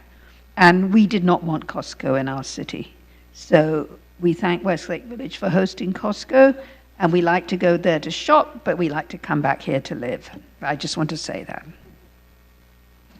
All right, and thank you, Mayor Sylvester. And if I could also point out, too, I know Bill Tucker is in the audience also. I mean, he's been a great partner in terms of a lot of these conversations that we're having. So just because we are focusing attention across the street, Bill and I just recently had a conversation about what could possibly be done. Obviously, we recognize how important the Wizen Center is to the essence of what Agoura Hills is in terms of the business fabric of our city. And so we continue to have discussions with Mr. Tucker, and we'll do that, you know, in different areas throughout the city as well. So now moving on to the second piece of this. So just to give a quick context before I hand it over to Denise, in the first update, the first LUEDC meeting that we had, we were giving the update, and there was some feedback that we received in that survey that was relative to business owners telling us that one of the things was that time is important.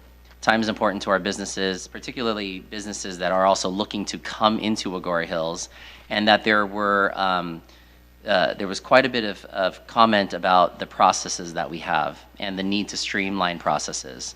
And so at that first LUEDC meeting, the committee, Mayor Sylvester and Councilmember Klein Lopez directed staff to go back and give some examples, to look through the code and bring forth some of these areas that might be these challenge points, these choke points, these barriers. And so Denise and her team went back and looked, presented something back to the committee, and now we're here today to also bring the rest of the council up to speed on that conversation. And so with that, I will pass the presentation over to Community Development Director Thomas. Good evening, Honorable Mayor and City Council members. I'm Denise Thomas. I'm the Community Development Director here in the city. As you are aware, you have a goal. You've expressed a goal of changing kind of the way that we interact with our business community so that we can retain existing businesses and look for a way to get our new businesses that want to locate here through our process. As part of that endeavor, the Community Development Department reviewed the zoning ordinances and the practices within our department to see if we can make recommendations for amendments that could be made. For non-residential development, we propose 3 changes which we believe could have an impact on the way that we are able to service the business community. During this part of the presentation, I'll walk you through them. The Agoura Hills Municipal Code, the first one that I want to talk about is the fact that our use table is hyper-specific and outdated. The Agoura Hills Municipal Code prohibits uses that are not listed in our code. So if you cannot find your use in the code, the code itself says that that use is prohibited. And so when businesses come in to obtain business licenses or to locate here, our staff has no option but to review the use that they want and determine whether or not our code permits it. So as a result, many of the businesses that reach out to us for uses or combinations of uses that are not listed, we have to advise them that that our code does not allow for that business. The time and expense and uncertainty associated with doing a zoning code amendment, and in many instances, the timeline does not align with that business's vision of how they want to proceed. And as a result, we've surveyed nearby cities to get an idea of what their practices are, and what we found was that in the city of Calabasas, they have a director level discretion for similar uses. So if you come in and your use is similar to one of the other uses that exists, even though it's different by name, it's called something different, in Calabasas, that director is able to say, this is similar to that, so we're going to go ahead and allow you to proceed.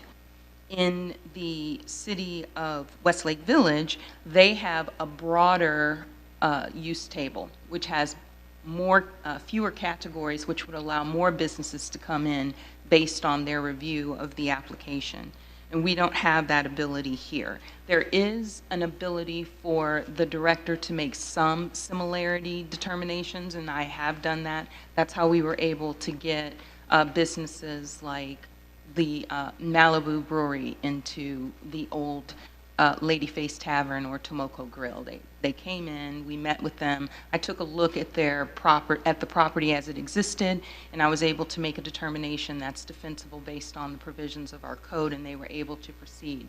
But that was a restaurant bar going into another restaurant bar space. So it was like for like, and that's the limit of my authority. Anything beyond that, they have to go to the Planning Commission, which they are concerned about whether or not the Planning Commission will approve them, because it's a body, it's 5 people, and it isn't just based on technical proficiency. And they are concerned about the time it would take for a project to go through the Planning Commission. The benefit of using a broader use table allows us to find uses that fall within the broad categories and allow them to proceed rather than have to go through a process in front of the Planning Commission.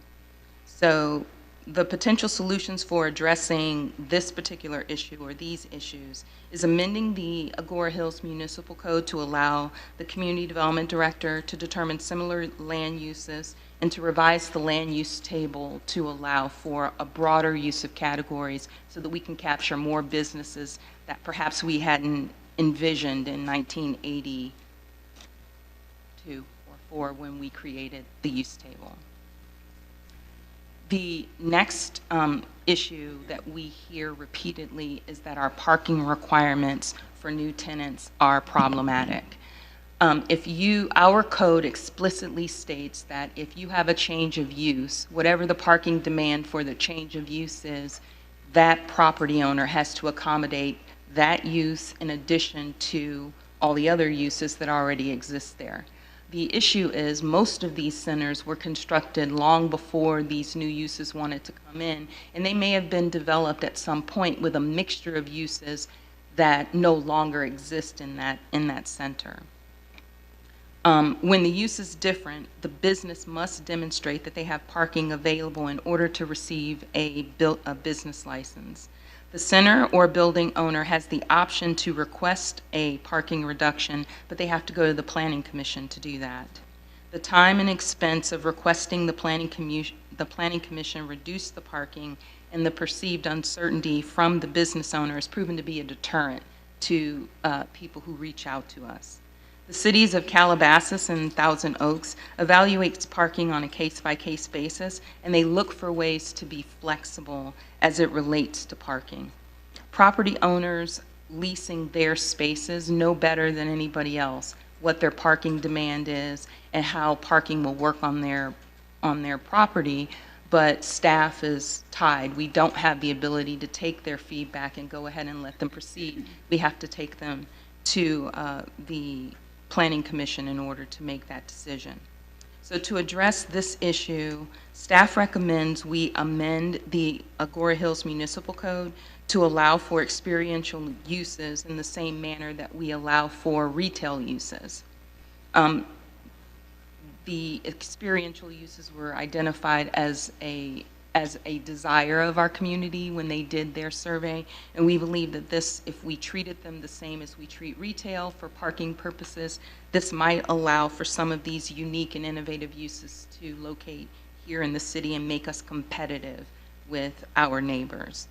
Another suggestion is that we allow administrative approval for reductions in parking, but to also carve out the ability for the director to escalate the case to the Planning Commission in the event that whoever sits in that chair believes that the reduction is too great or the reduction would be detrimental, or that a body needs to decide whether or not that reduction is appropriate.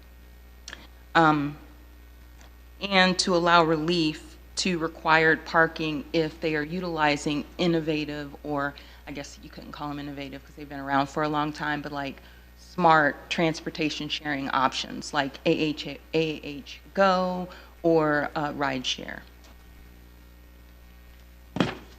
And the last issue that we run into on a regular basis that I believe if we could revisit it might make us more competitive in the restaurant space is the Agoura Hills Municipal Code defines alcohol beverage establishments as any establishment where alcoholic beverages are sold, served, or given away, or any facility rented for special events where alcohol is sold or given away. Many of the restaurants that reach out to us need to have alcohol as a part of their approval because their business model includes alcohol and food. If they can locate in a space where a previous restaurant existed, like the Malibu Brewery, it's easier because conditional use permits, which is what's required to have an establishment, they run with the land. So in that particular instance, there was a conditional use permit that ran with the land, so it was the perfect storm. They were able to come and they were able to locate. It was very quick and it could be done over the counter. But many of the people that come are looking to locate in spaces where they don't have a conditional use permit for alcohol sales and they don't have as easy a path, and so they have to go forward to the Planning Commission.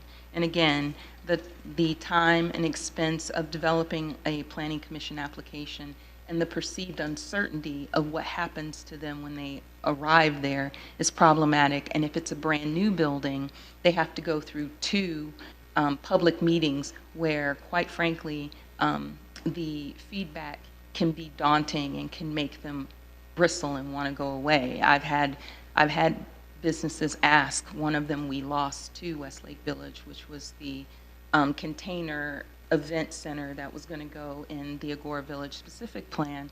And after the citizen meetings, they asked, they were like, do you want us here? We didn't feel like you wanted us here. And so those meetings sometimes can be pretty contentious, and they don't want to go through that if it's a brand new building. But if it's an existing building, they don't have to do that, but they would have to go through the Planning Commission. So to address this, staff recommends taking a look at our Agoura Hills Municipal Code, maybe amending it to allow administrative approvals for the types of licenses that are common with restaurants that exist throughout this area, and to create an administrative process similar to the one that we already employ, where when a project comes in and it's an administrative approval, we notice the property owners in the vicinity and give them an opportunity to provide feedback. And then I take a look at that feedback before I approve the project. And if I believe that feedback if I believe the case should be escalated so that feedback can be expressed in front of the Planning Commission, then we would be able to do that. But if no one really is complaining about the use, then allow that business to be approved at an administrative process. With that concludes the information that I was asked to share with you this evening. I'm available for any questions you may have. Thank you. Thank you so much. Do we have questions for this second part? I have a question just for the last item you were discussing, the alcohol license. So if a restaurant comes, someone wants to open a restaurant and serve alcohol, and they're going into a new building where there may be residential nearby, before you, as the director, would issue that permit, you would consult with the neighbors, correct? That's correct. So there would be community feedback? That's correct. They would receive a notice. Okay. And if they get the license and they start operating, and then, say, a wider area around feels that they weren't consulted, what is their recourse? Is there any?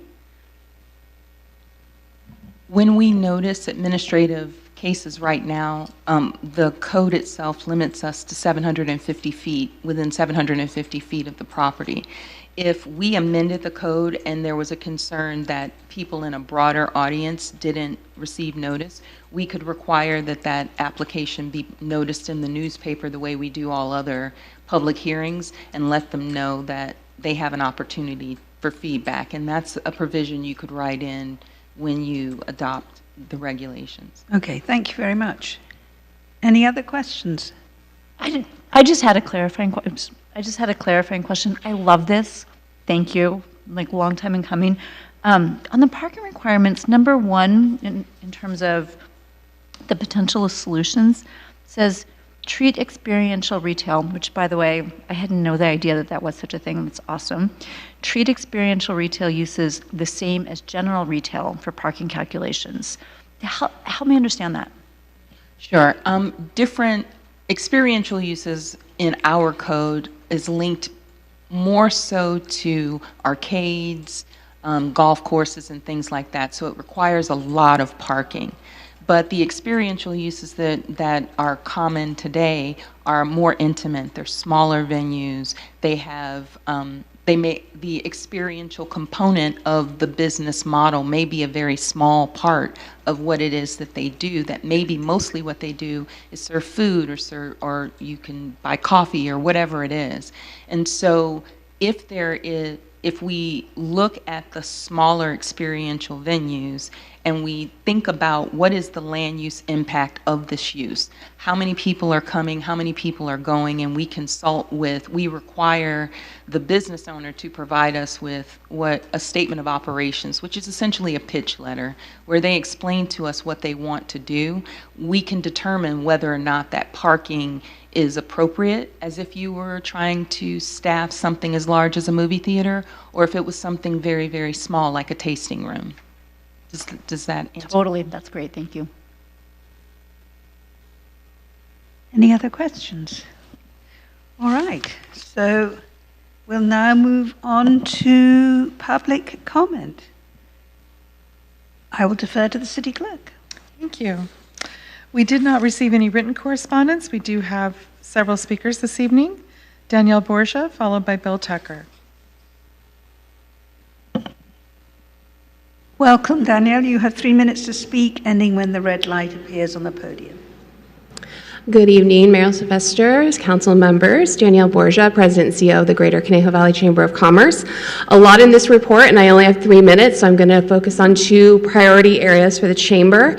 I felt like it was really important for us to be here as the voice of the Agoura Hills business community, and we certainly agree with your consultant that the strategic land use and the zoning adjustments is so essential to unlock private investment for Agoura Hills.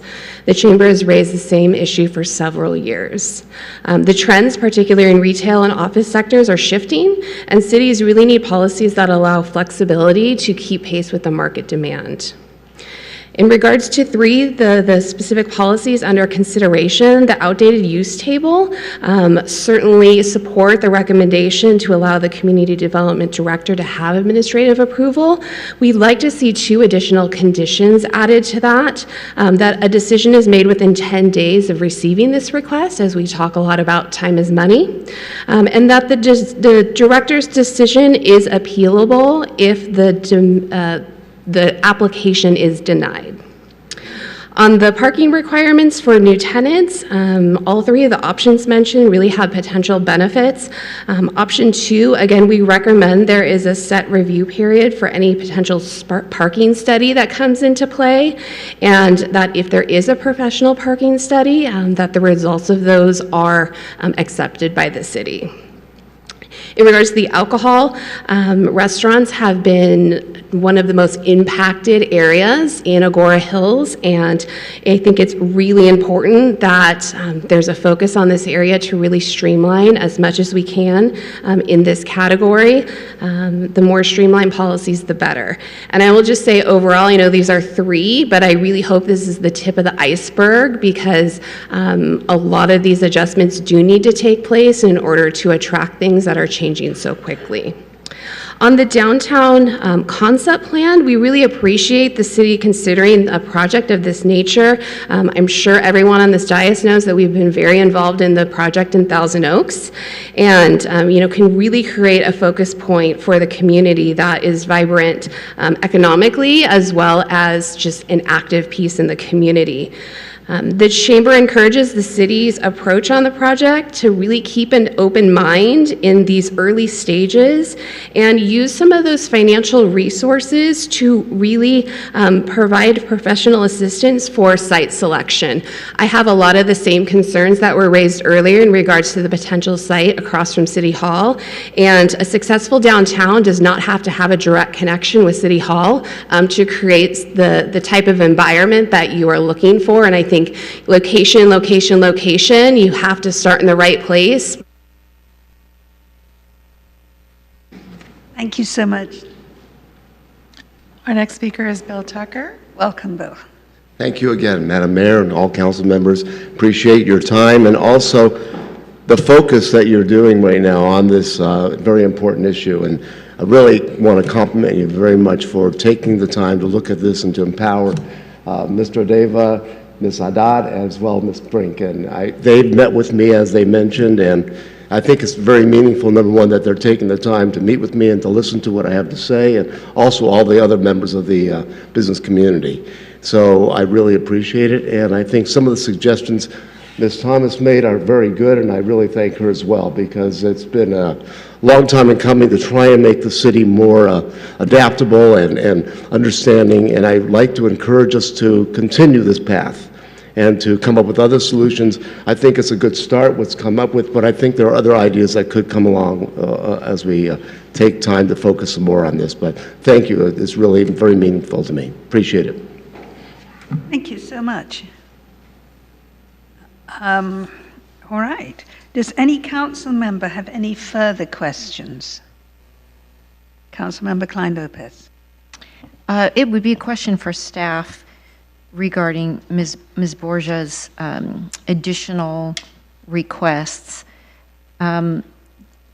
Is it for a decision to be appealable? That seems like that would be something that we could discuss and decide if we want to include. That wouldn't be particularly staff intensive. It would be more council probably or planning commissioner intensive, which I know staff has to prepare for, but in the same vein, to request a decision within 10 days of a review period, is that something that is realistic for staff? Is that something that we should send back to you and the EDC, or something we should be incorporating into our discussion tonight?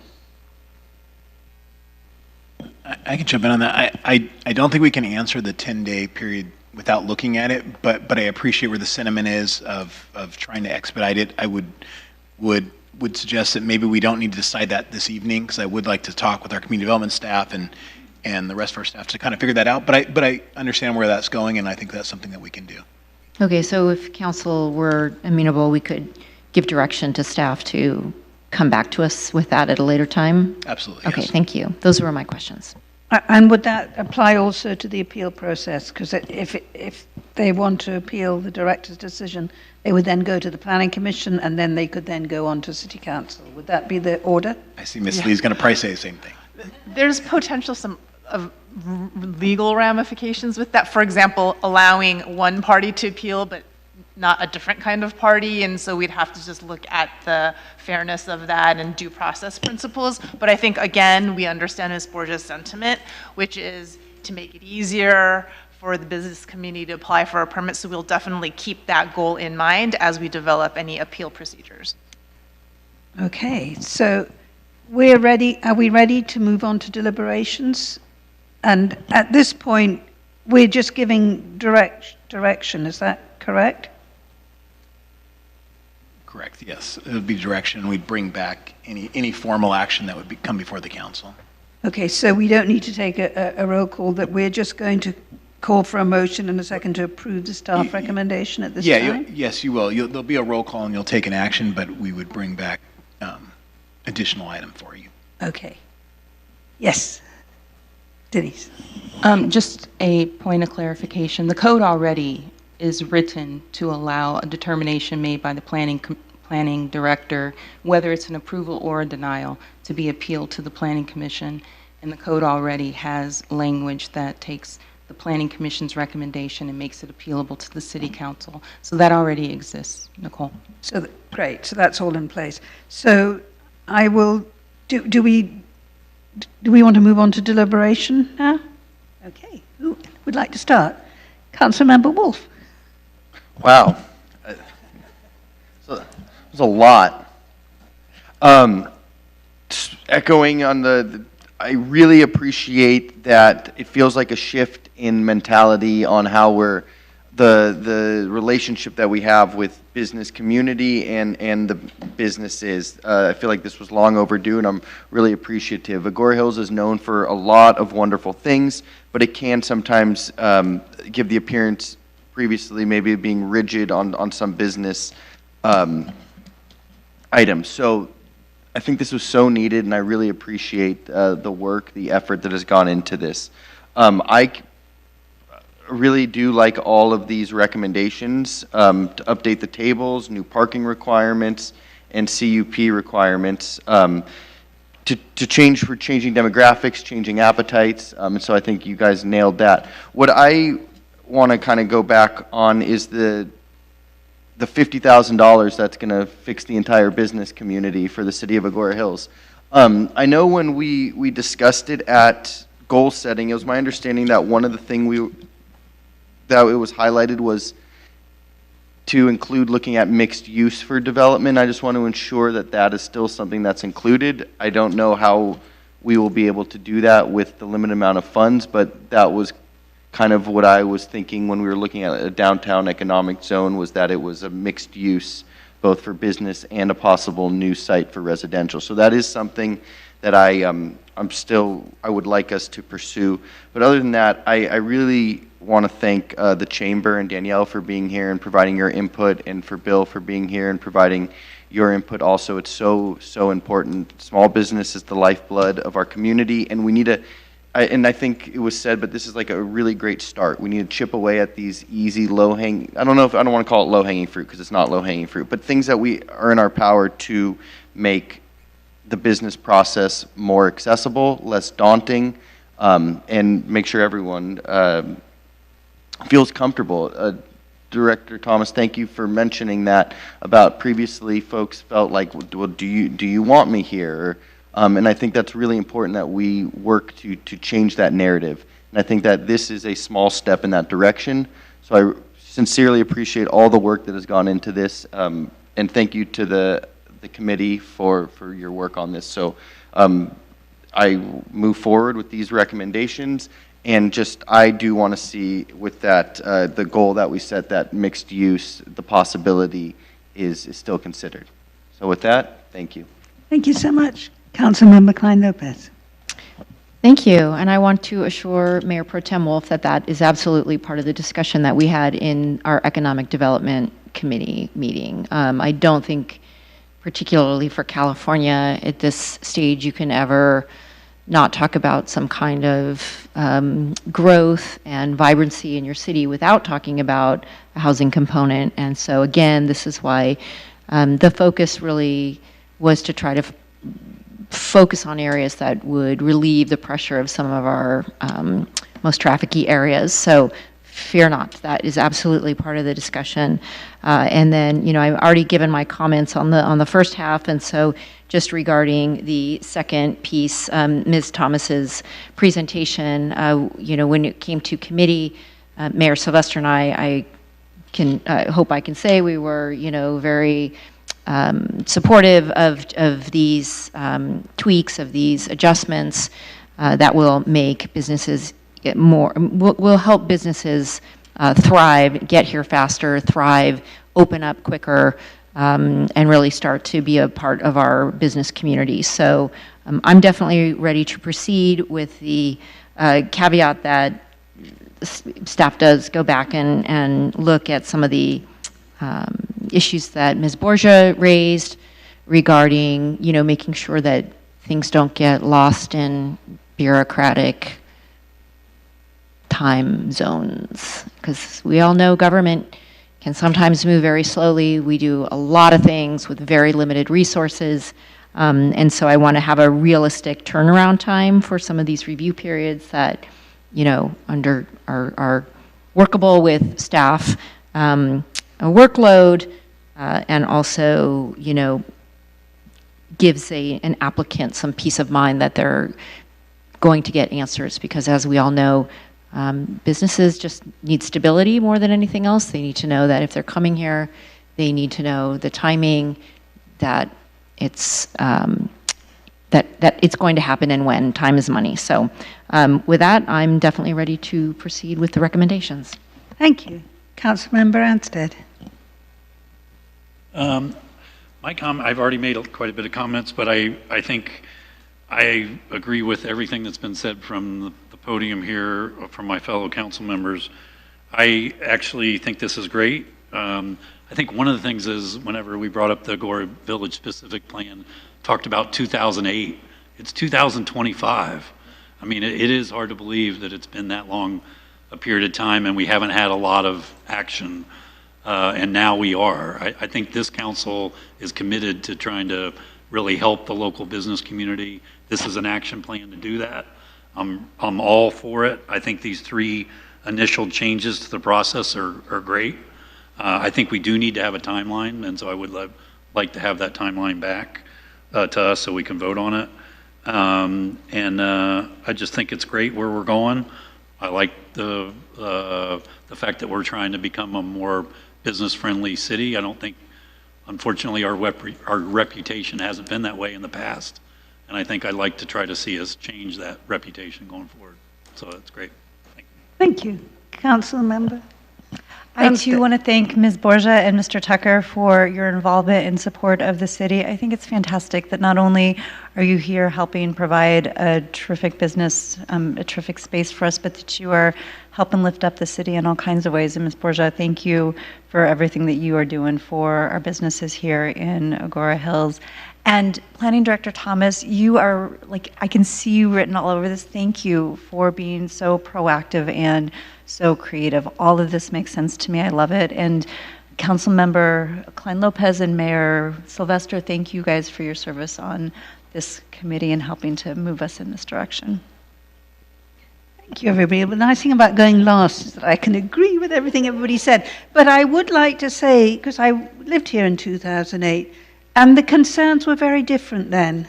You know, we were worried about big boxes coming in, which would have completely changed the character of our city. So our city council worked really hard to preserve what we are now enjoying, and I would like to thank them for that. But I think we're at a stage now in our city's history where we're welcoming in, you know, small businesses, entrepreneurs, not these big, huge buildings. And I think that is going to make our community thrive, and that's why I'm so pleased that Director Thomas has come up with all these wonderful ideas, and I appreciate everything that Dan has said. And Bill, everything you have done in the last few years. I mean, look at the Wisden Centre now. You know, it's a completely different place, and it's packed, and people want to be there. And that's what we're trying to create. And just in defense of the property across the street, whether or not they're going to be willing to do it, but I know, you know, Amy and I have talked about, you know, when we have things like the Documentary Film Festival, it would be wonderful to have a theatre across the street that we can use to screen films and things like that. And then, you know, people can go up to the event centre to celebrate afterwards. So that's why we were looking at that property for the interaction. We have the library here too. You know, people can walk across the street and have a, you know, sit at the cafe and have a cup of coffee after they've been with their kids here. So that's just why we thought it was a great area, but I'm open to looking at other areas too. Mayor Sylvester, I forgot Yes. two things. Can I just add two things to my Are comments? you interrupting me? No. I thought you were done, and I just wanted to stop. I wanted to catch up before. Okay, so two things. One, Wildlife Bridge. I know it feels a little bit unrelated, and yet I really believe in the potential for folks to come and visit Agoura Hills, and I would love to see us just thread that through. Like, as you were talking about the breakfast in businesses, and you showed that picture, you know, perhaps a breakfast in a business where we're inviting the National Wildlife Federation to come and show folks, because the more that businesses incorporate that into what they are presenting to the public, I think the stronger the synergies will be. And Mayor Sylvester, when you mentioned a movie theater, I met recently, I forget her last name, with a woman named Gail who ran the Stage Door Theater for about a gazillion years, from what I understand. We used to have a theater here in Agoura Hills, so perhaps we could have a space for a theater here in Agoura Hills in this activity center. I think that's one of our goals. So, that being said, I think we are now ready to move on. So I will call for a motion and a second to approve the staff recommendation to discuss, you know, a short timeline for turnaround. And what was the other additional thing we? An appeals process. Yeah, the appeals process. Do I have a motion? Mayor Pro Tem Wolf, I'll make a motion. I'll second. Deborah Klein Lopez. Thank you. I'll defer to the city clerk for the roll call. Councilmember Anderson? Aye. Councilmember Anstead? Aye. Councilmember Klein Lopez? Aye. Mayor Pro Tem Wolf? Aye. Mayor Sylvester? Aye. Mayor Sylvester, you have approval, 5-0. Thank you so much. We'll now move on to discussion action item number 12. Our next item is a discussion to consider approving funding of $25,000 to the Liberty Canyon Linkage proposed project and authorize the city manager to execute grant pre-application to Wildlife Conservation Board. Who is taking this one? It's all yours. Thank you, Mayor. Good evening, council members. Looking forward to another presentation today that the LUEDC, it's been a busy summer for you guys. We brought a lot of items forward. But this one specifically, we're bringing a discussion for your consideration for a funding approval for a pre-application that the city has submitted to the Wildlife Conservation Board. So we're going to be talking about that item tonight. So what is the pre-application? So as many of us know, and for the community members watching, the Wildlife Conservation Board is a state grant-making agency dedicated to safeguarding California's biodiversity and open spaces. And during a period of time, they accept grant opportunities, but first do so by opening a pre-application process for various agencies to submit projects. Today we'll be talking about one of those potential projects that was brought to us, and I'll give you some more background on that, and the city's potential financial commitment to that project that we will be asking for your consideration tonight. So really, why are we submitting this pre-application, and a little bit more about it.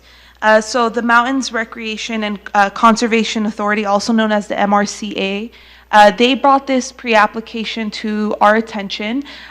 They are also an agency dedicated to wildlife, conserving space and wildlife space. And they brought this attention to us because they have already submitted a pre-application, and this was something that they were very interested in also getting within that process, shared it with the city. After analyzing and reviewing what they've put together, we found that this would align deeply with the city's goals of preserving open space and creating connectivity for our wildlife, and also consistent with the goals of the city council. So a little bit more about the pre-application itself. The project they are proposing, or we are proposing, is the Liberty Canyon Linkage Project. And the goal of it is to acquire approximately 56.2 acres of property adjacent to the Wallace-Annenberg Wildlife Crossing. You'll see a couple of other MRCA-owned properties here, including the Triangle Ranch and the Cornerstone Ranch, which I believe the Triangle Ranch they received in 2018, Cornerstone Ranch in 2023, that are also adjacent to this property. And this property is currently for sale with the potential to be developed, and I'll talk a little bit more about the specifics of that location. So this pre-application has the goal to acquire the property, take it out of that potential sale and development process, and looking to the future, the city would like to donate this land, if acquired, to the MRCA to add to their broad portfolio of managed conservation lands. So a little bit about the property, and this image we pulled from loopnet.com, where that specific area is currently listed for sale. And it's east of Cornell and south of Agoura Road. You'll see there's a marker there where Wizen Market Square is kind of there to put it into all perspective of where this is. And the the website that shows the property for sale also shows various renderings of what the property could potentially become if developed. Specifics that they included were 85 homes. So just to put into consideration of where the property is, and for your consideration on the location. So most recently, we met with the Land Use Economic Development Subcommittee on June 25th to review the pre-application. City staff requested from the subcommittee their blessing to submit that pre-application with the note that we will still be bringing the funding consideration before the entire city council. We had a great conversation during that meeting to propose a starting point to the city council of $25,000. We currently have about $116,000 in that specific open space fund within the city's fiscal year budget, current fiscal year budget. So tonight we're coming to you to bring up that conversation here, the council's deliberation, and should you approve, we will be in touch with the Wildlife Conservation Board, update them on the confirmed funding amount by the City Council. So next steps, we'd like to ask the City Council to discuss the proposed funding amount within the staff report. And then following those discussions, we will be in touch with the Wildlife Conservation Board, and throughout the grant application process, keep the City Council updated on the possible acquisition of that property and next steps. So with that, I will move on to any questions, and thank you for the opportunity to present on this item. Thank you so much. Well, I'm going to start first this time with a question. A couple of things. Can you just explain to our community what the Open Space Fund is and how it's just for certain expenditures? The fund currently in the budget? What the Open Space Fund is, so that our residents understand. Sure. Oh, Nate, I just saw you turn your mic on. Go for it. If I may just interject. So the Open Space Fund is something that was established by the City Council multiple years ago. And every year when there's additional funds available or set aside available, they put that in. It is maintained or earmarked for the acquisition or preservation of open space. And that's what the council has. Thank you. So I just want our residents to understand that we are always planning ahead, because obviously anywhere that we can preserve open space, we try to do that. And this is a perfect example of that. And I know in the subcommittee, we always say if we can protect an area from being developed, especially in this sensitive area, we will do our utmost to do that. So I just want our residents to understand that we're always thinking and looking ahead. Councilmember Klein-Lopez, did you have any questions? No questions, but maybe you can just reiterate that, we're obviously Agoura Hills does not have the funds in our, does not have the amount in our open space fund to purchase this property. This is just a contribution to what would be an overall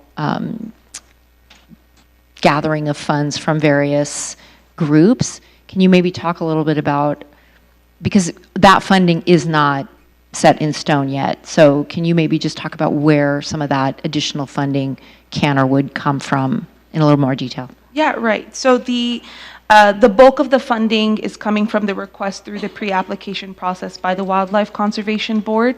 The MRCA, throughout the process of actually putting together the bulk of the context within the application, has been in contact with various other agencies. I think in the pre-application there's reference to a couple of them here, including the Santa Monica Mountains Conservancy, who usually puts a set amount for these kinds of projects. Bless you. And the MRCA themselves have also committed about $100,000 to this project. And you might see a lot of varying amounts here, but the amount that staff is proposing for your consideration doesn't mean that our commitment is any less than those agencies. We do have a specific fund amount available within our city budget, but showing some kind of support is important, and the city's done so in the past as well. Exactly. Okay, great. Thank you. And then my other question, which I didn't ask in the subcommittee because I assumed, and I assume it now, is this property is fully within the city of Agoura Hills. Is that right? It doesn't cross into the unincorporated. It looks like it's pretty close to our border where we hit unincorporated LA County.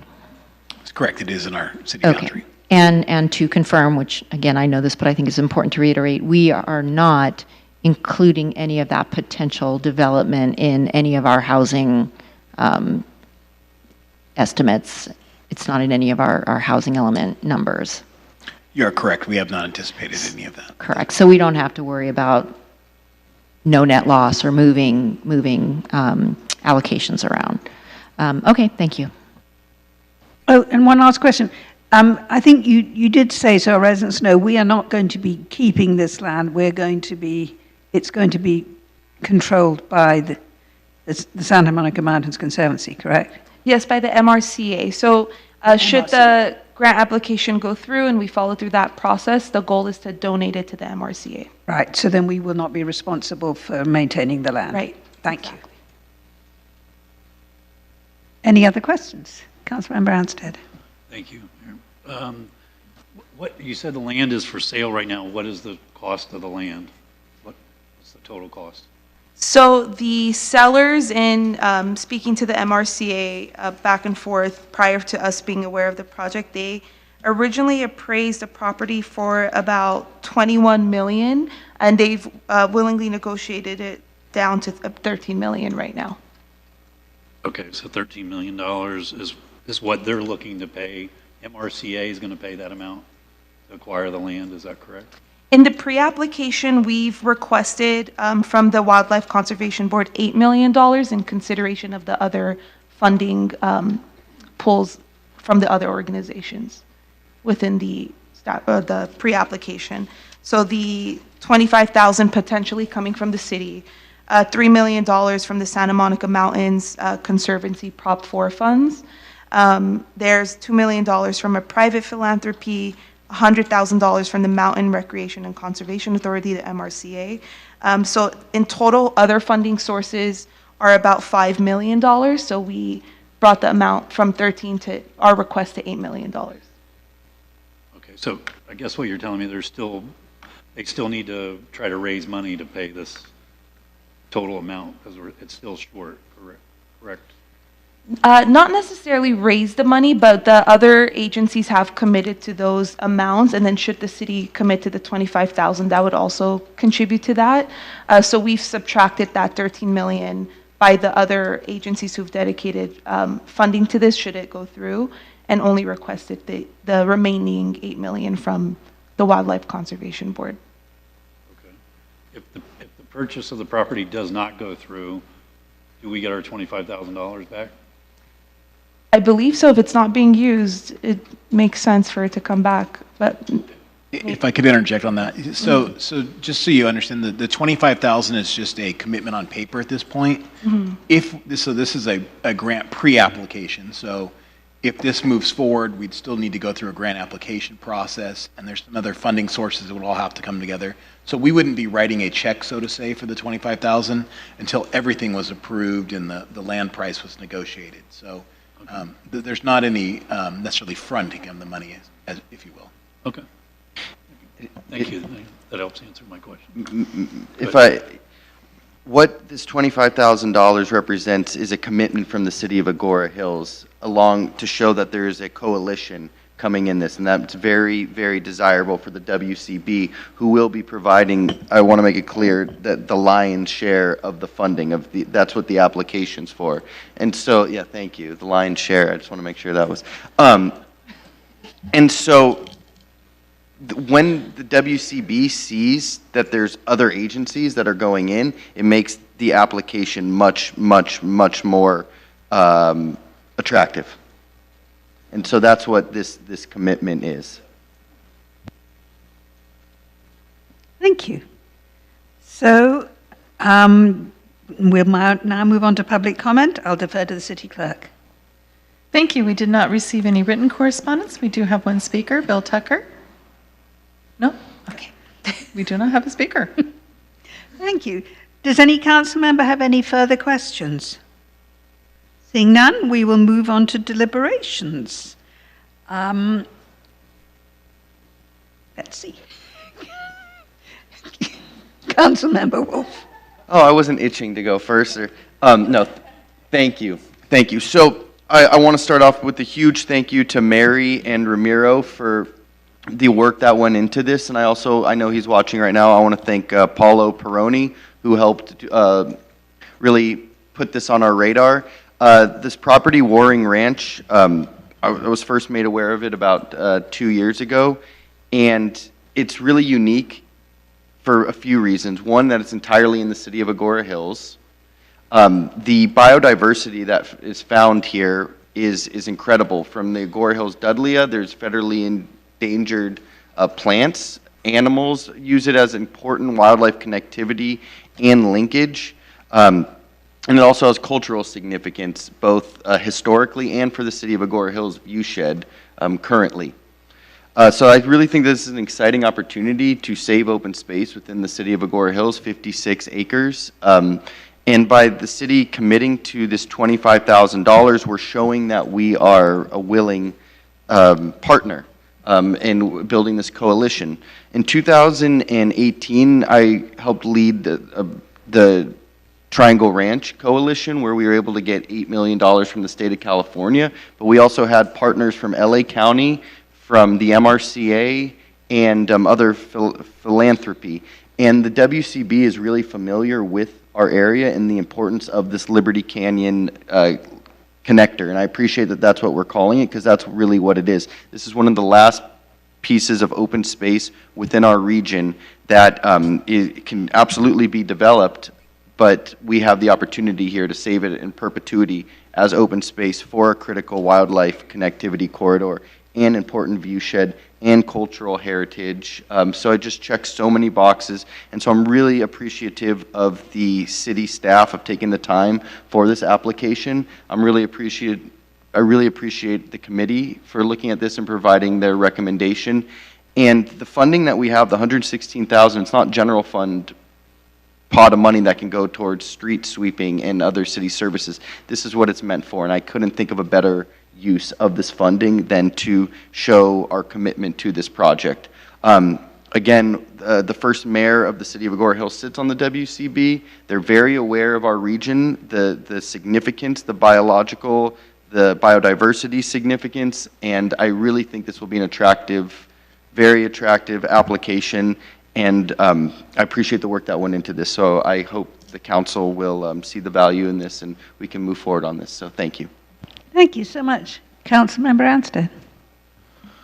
I think ditto to everything you said. I'm definitely fine with the $25,000 for the fund, so I'm fine to move forward. Thank you. Councilmember Anderson. I couldn't agree more. So, Councilmember Wolf, thank you for everything that you had to say. Wow, what an incredible opportunity for us. I can't see us passing this up. It's so important to who we are in Agoura Hills. Councilmember Klein-Lopez.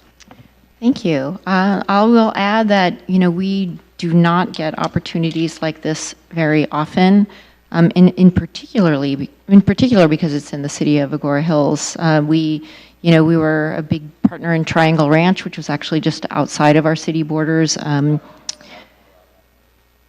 We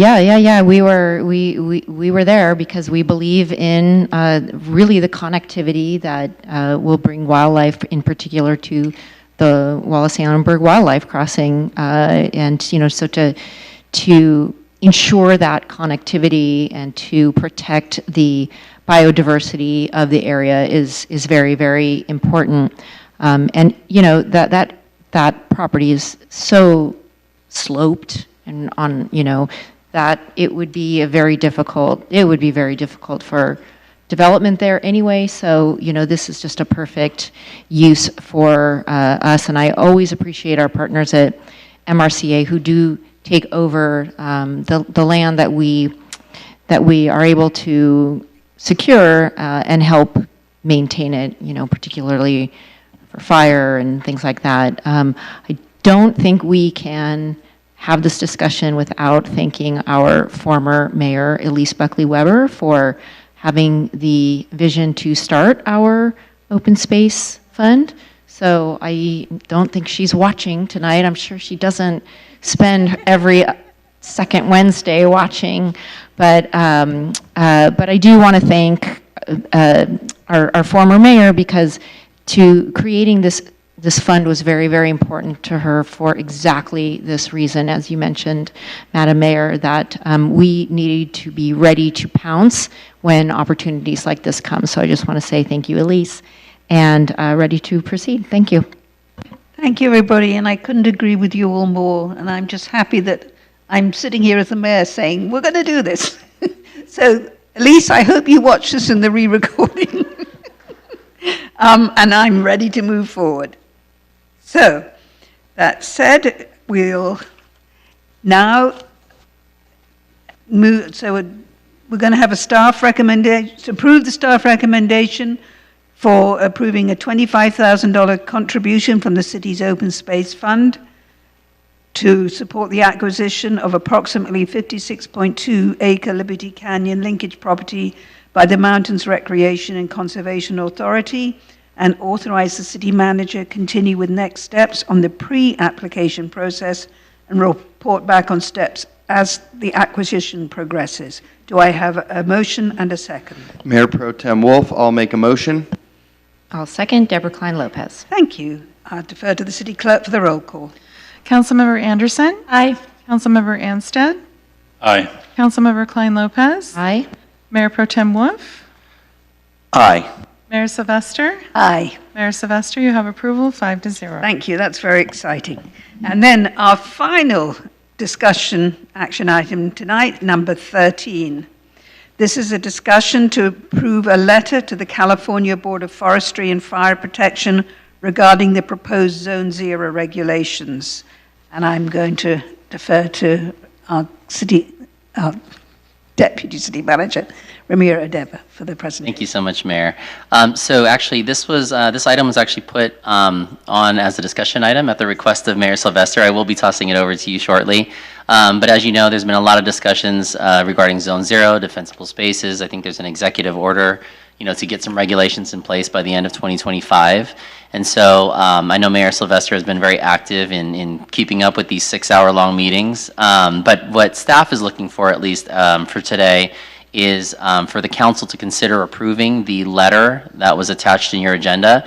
That's what we're looking for, but I know that Mayor Sylvester, you have some, I think, some information you'd like to share with the council and also to get some feedback, so I'll pass it back to you. Thank you. First, I would like to thank Councilmember Deborah Klein Lopez for actually putting me in touch with the group out of UCLA that has been working on the opposing side, should I say, concerning the zero vegetation that's going to, right now the Board of Forestry discussing what regulations are going to become law. And these laws are going to apply to the whole of California, not just one district, but anywhere that's in a high fire hazard severity zone, which our city is. And it could potentially remove all vegetation within the first 5 feet of any structure in California. It began with Congresswoman Laura Friedman, who introduced AB 3074, and she herself sent a letter to the chair of the Board of the Forestry and Fire Protection, saying that these regulations need to strike the correct balance between effectively preventing ignition and achieving the public buy-in necessary to get mass compliance. My bill, AB 3074, strikes that balance. The bill calls for fuels to be maintained in a condition so that wildfires burning under average weather conditions will be unlikely to ignite structures. And the legislation called for an ember-resistant zone. It did not call for a non-combustible zone, but the discussion with the committee from the Board of Forestry is leaning towards a non-combustible zone, which is not what her intention was. And so there is a movement now in California, especially in Southern California, where people are concerned. I mean, the city of West Hollywood, there are parts of Beverly Hills that could be told no vegetation within the first 5 feet of your house. If you think about that, if you think about in our city of Agoura Hills, if we had to remove the first 5 feet of vegetation, there will be houses that have nothing. Because, myself with my neighbor, I know, my little alleyway and his little alleyway, that there would be nothing. So that would mean no garbage cans, no tool sheds, the whole lot will have to go. So I do think that we need more local control, and I'm hoping the Board of Forestry has been just meeting in Sacramento, which is hard. Obviously, if you live down here, you're not going to get up there. They are going to come down to Southern California in September 18th. I hope to go there in person to attend. Jay, I hope you're there too. Because I do think a more measured approach is what we need. And also think of the cost to our residents. If they have to pull out any trees that are in that zone, any vegetation, and then put in hardscape. And property owners can get fined and a lien can be put on their house with no process of appeal if this rigid regulations get enacted. So what I'm saying is don't throw the baby out with the the bathwater. We all want to do as much as we can to protect our homes, but at the same time, we must make sure that all the years of work that have been done to protect our urban environment, our biodiversity, as Councilmember Wolf likes to talk all the time, we mustn't destroy that, and it cannot be eliminated. So that is why I'm asking that we send the letter. I know Assembly Member Jackie Irwin has sent a letter. I know Supervisor Lindsay Horvath has sent a letter, and various other officials have sent them in. There are, homeowner associations all throughout Southern California that are now becoming active. Because I don't think people understand what's going on, because it's all happening up in Sacramento, and we're in the dark, and then we're suddenly going to be thrown this legislation, and we will have no control over what happens locally. And I would just like to, there's one member on the committee that I've been watching out of UCLA, Diana Nicole, and she had some wonderful remarks. And she's talking about one of the science papers that was submitted by the committee. The remarks made by Jana Valakovic, and I'm sorry if I mispronounced that, during the July 24th board meeting are particularly troubling. While I appreciate Ms.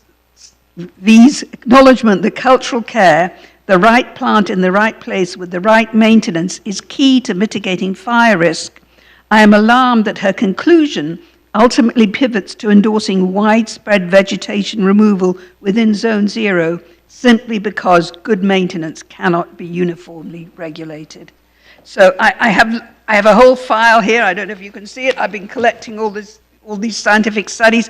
They're concerned that there hasn't been enough peer review, that the scientific studies that have been submitted are more from the insurance company's point of view rather than from the residents. And I think we need to speak up on behalf of our residents.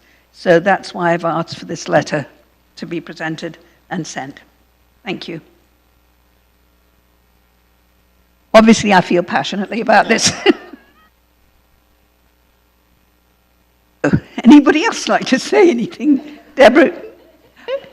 Thank you, Madam Mayor.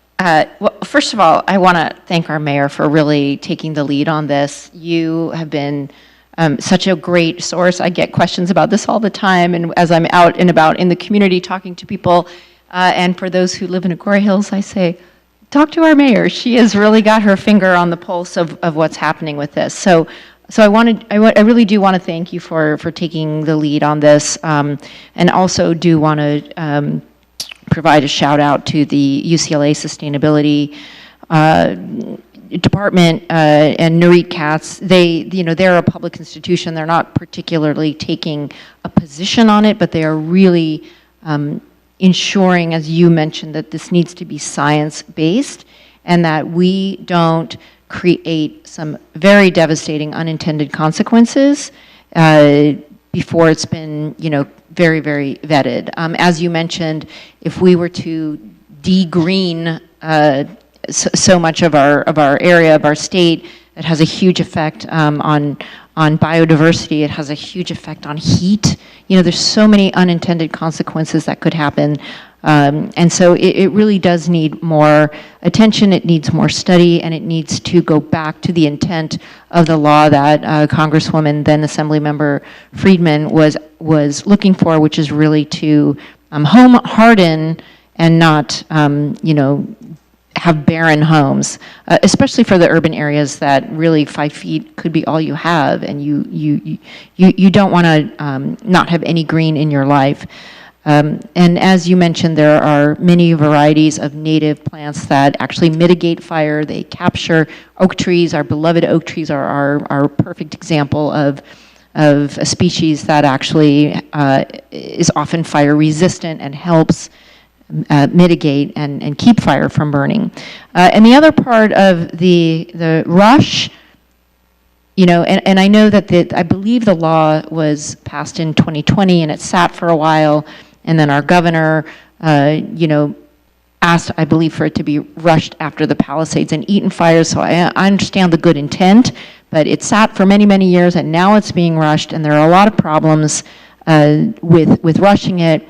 As you mentioned, the cost for homeowners is a huge issue. The enforcement, is supposed to be through the fire department. The fire department does not necessarily have the time and the resources to be going door to door to every home in the state of California and becoming an enforcement agency. So that's very confusing about enforcement. And then, if it weren't so sad, it would be funny, but some of these very high fire hazard severity zone maps not only cut through certain areas, but like sometimes they'll cut through someone's property. So, what if you have a home or a business and it's half in a very high fire hazard severity zone and half not? These are things that are they're not sussed out yet. And so I absolutely support the intent to ask, I back the letter and ensure that what comes down through the Department of Forestry is well thought out, it's scientifically based, it's easy for homeowners to implement. It can't be used by insurance companies as a way to deny coverage. There's a lot of things that need to happen to ensure that the law is implemented as intended. So I very much appreciate, you taking the lead on this and support sending the letter. Thank you. Thank you. And I should have also said I completely support the home hardening, all the requirements of home hardening, because, when you have an 85-mile-an-hour wind, it's not the little bush outside that becomes engulfed in flames, it's the house. And the houses are the most combustible thing in our neighborhoods, not the plants. So please, please, please, home harden, home harden, home harden. I don't want to negate that part of the message. And also, if you think about it, the car sitting in the driveway is much more flammable than the rose bush. So, that's why I'm saying by degree. Okay, who would like to go next? I'm happy to go. So, Mayor Sylvester, I just want to echo the gratitude and the numerous hours and the in-depth study that you have put into this, and we appreciate that. I can see your binder. For those of you watching, that is very, very organized. She has spent a great deal of time on it, and I am grateful. Wildfire prevention is top of mind, I would have to say, like after what happened in Palisades and Eaton, I think it is top of mind. And it's been a priority for all of us in Agoura Hills since Woolsey, for longer. And it is shot to the top in a way that is unprecedented for us. I want to thank Mr. Crutcher for his public comment and for all of your activism to help Agoura Hills be fire safe and fire prevention. And I support the letter because it's nuanced. I mean, we are not in this letter taking a position saying we should go one direction or another. What you are saying, what we would be saying in this letter is take a balanced approach. We want it to be science-based. We want it to be, we don't want it to be one size fits all. We want to have the environmental considerations. These are all things that I do want that committee to be taking into consideration. We are not putting ourselves out as an expert and saying you should have this in the regulations and you shouldn't have that in the regulations. We are encouraging them to take into considerations things that are important to us and to our residents. So for that reason, I support it. I just want to let the public know that we are going to get to public comment. Don't worry, Jay, you're going to have your say. But I'll just see if any more questions first before we move on to public comment. No, we should have just been on questions. Sorry, I have been reprimanded. I deliberated. I know. It's I fine. won't do it again. We're I'll all just say ditto. passionate about this, and I'm the lead there, so no problem. So I think we're now going to move on to public comment. So I'll defer to the city clerk. Thank you. We did receive written correspondence from Jay Crutcher, which was passed on to the City Council and will be part of the permanent record. And we also have a speaker this evening, which is also Jay Crutcher. Welcome, Jay. As I proceed to lose my point entirely, I'd like to start this evening with a quote from Raymond Chandler. There was a desert wind blowing that night. It was one of those hot, dry Santa Anas that come through the mountain passes and curl your hair and make your nerves jump and your skin itch. On nights like that, every booze party ends in a fight. Meek little wives feel the edge of the carving knife and study their husbands' necks. Anything can happen. This was written in 1946 when different gender stereotypes were acceptable and climate change wasn't a thing, and Penny Sylvester didn't have quite as much energy as she does now, which is scaring me a little bit. By contrast, the winds outside right now are a gentle 4 miles per hour. The relative humidity is 67% and peaked to 89% this morning. Our most recent red flag warning was more than 6 months ago. You might not know it based on our water district's incredible capacity to supply water, but 88% of Los Angeles, including Agoura, is in a severe drought. Most fire services are predicting a bad fire season ahead.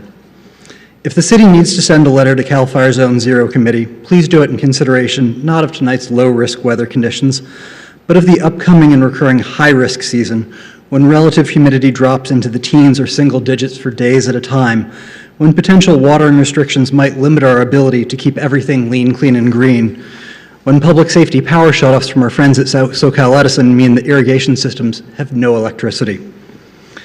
If you're going to refer to the importance of science and research-based decisions, I'd ask you to please cite those specific studies.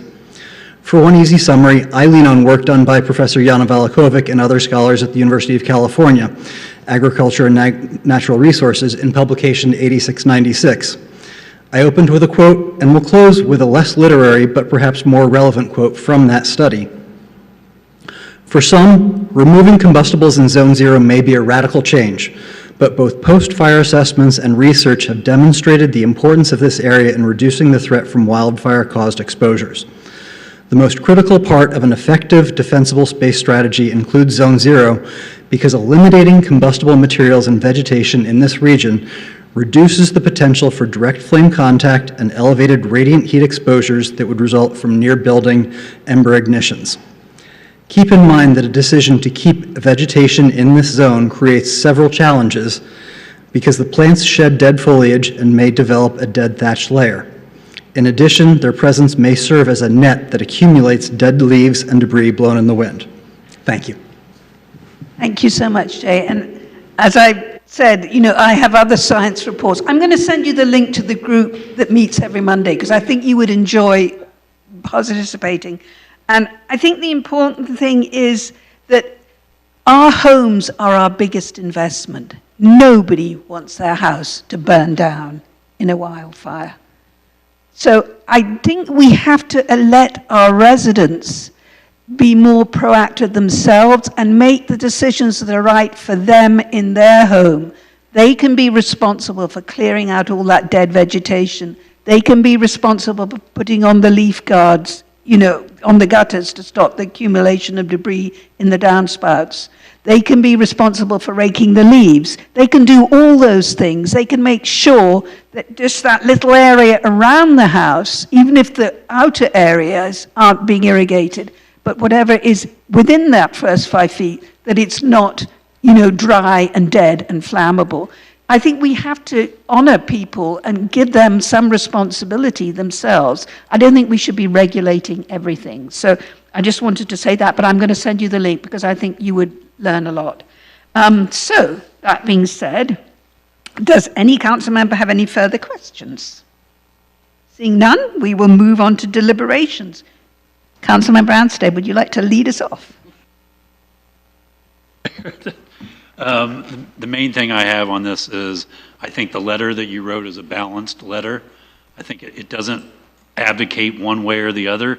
It just asks the board to take a very comprehensive and a factual, science-based manner to take a look at the zero zone approach. And so I'm very comfortable with the letter that you've drafted, and I'm ready to move forward. And it is an issue that we all take very seriously. I take it very seriously, but I think it's a good just to kind of let the board know that we want a fact-based, science-based, balanced approach to this issue, and so I think it's great. Thank you. Thank you, Councilmember Wolf. Yeah, starting off with thanking the mayor for her dedication, time, and passion that has gone into this very important issue. You know, I do agree with a lot that the speaker, comments he provided regarding removing vegetation. We do need to remove eucalyptus, cypress, pines. There's a lot of bad trees that were bad vegetation that was planted in the 70s for slope stabilization, and we didn't quite understand the fire science. And so while I absolutely do agree that we need to in some places, aggressively remove some of the vegetation.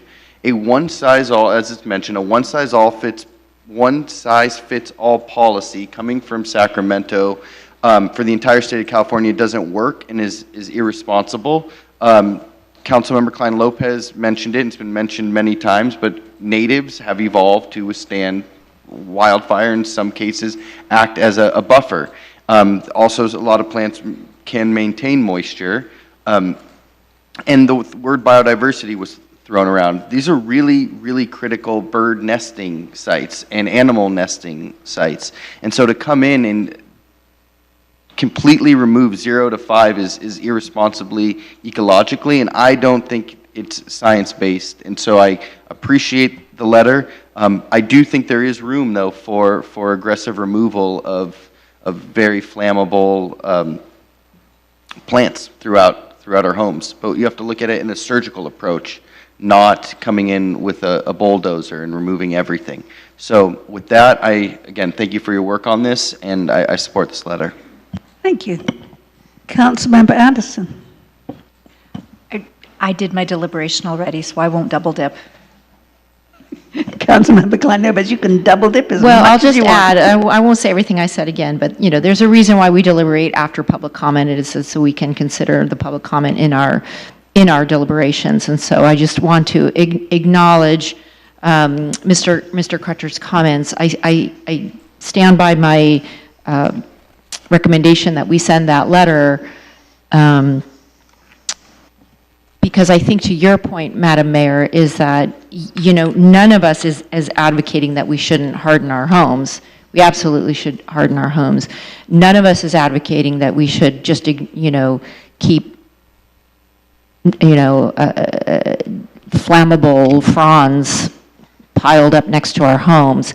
None of us is doing that. I think it's realistic to assume that not everyone is going to do the fire mitigation and plant cleanup that they should. That's life. And so I do think, to your point, Mayor Pro Tem, there is some nuance here of not, just having this having this, cleared out 0 to 5, but some nuance of removing the appropriate things that are flammable, and then enforcement can be based on a realistic, unrealistic requirements. And then when you think about California and how dry the desert is, and how wet the redwoods are can be, and how coastal, and we have such a diverse state that anything, this cannot be a one-size-fits-all. Our state is probably the most diverse in the nation. And so I think your letter is on point, and I do recommend and will stand by the fact that we should send it. Thank you. And complete revelation, I need to thank Ramiro for actually writing the letter for me after I'd sent him all this information and we'd had a discussion, so I cannot take full credit for that. So thank you, Ramiro, for actually typing it up. I appreciate that. And I do want to stress Fire Safe Council and the work that Jay's done and the work that Peter Feller is doing to help our community understand what each individual homeowner can do. Please reach out to the Fire Safe Council, have them come and inspect your home. If you've got a wood deck, if you have a wooden trellis on your back patio, those are all vulnerable areas. If you have wooden fencing that leads up to your house, if you have wooden gates in your side alley, these are all areas that we individually can take responsibility for changing and, protecting our homes more. So as long as we're all aware of what will cause fire, but unfortunately, if there's an 85-mile-an-hour wind blowing, I don't know if we've seen what's happened in the last couple of, the beginning of this year. That is just a catastrophe that I don't think can be avoided. But if we can do our part to protect as much as we can, so that gives our firefighters a chance, then that's what we should be doing. So obviously I'm going to support the letter that Ramiro wrote for me. So thank you, Ramiro. Okay, I will now call call for a motion and a second to approve sending the letter. City Councilman Chris Anson makes a motion to approve the letter to send. I'll second Deborah Klein-Lopez. I'll defer to City Clerk for the roll call. Councilmember Anderson? Aye. Councilmember Anstead? Aye. Councilmember Klein-Lopez? Aye. Mayor Pro Tem Wolf? Aye. Oh, sorry. Mayor Sylvester? I'm voting for him too. Aye. Mayor Sylvester, you have approval 5-0. All right. Are there any comments from staff? Any announcements, events happening? I think we should mention that the carnival's coming. Yes, thank you. Good evening, Mayor Sylvester. We actually, this Sunday, the Brandon Reagan Project will be playing at Chumash Park. It's our last concert of the summer. It's hard to believe that the summer's already come and gone. To that point, Mayor Sylvester, the Las Virgenes, the foundation is hosting their carnival. I believe it's over Labor Day weekend. Is that correct? Yes, and the city is happily providing the shuttle service for that. And then right around the corner is Creek Cleanup. The sign-up is live. I'm shocked that our Creek Cleanup chair of the committee is not here tonight to promote it. Shocked. Ben Suber, thank you for all your efforts. So the link is live on our website, so you can sign up for Creek Cleanup on Saturday, September 13th. Thank you. Are there any comments from City Council? And now, on a sort of sad note, but a positive one for our city, for what she has done for us, we'd like to we'd like to adjourn the meeting in honor of Wallace Annenberg. And Amy's going to say a few words, but first I would like to play a short video from Beth Pratt. Hello to the City of Agoura Hills. It's Beth Pratt here, and I just want to thank you so much for your continued partnership with the Wallace Annenberg Wildlife Crossing, especially as we approach ribbon cutting next year in the fall. I also want to thank the City Council for the opportunity to recognize Wallace Annenberg.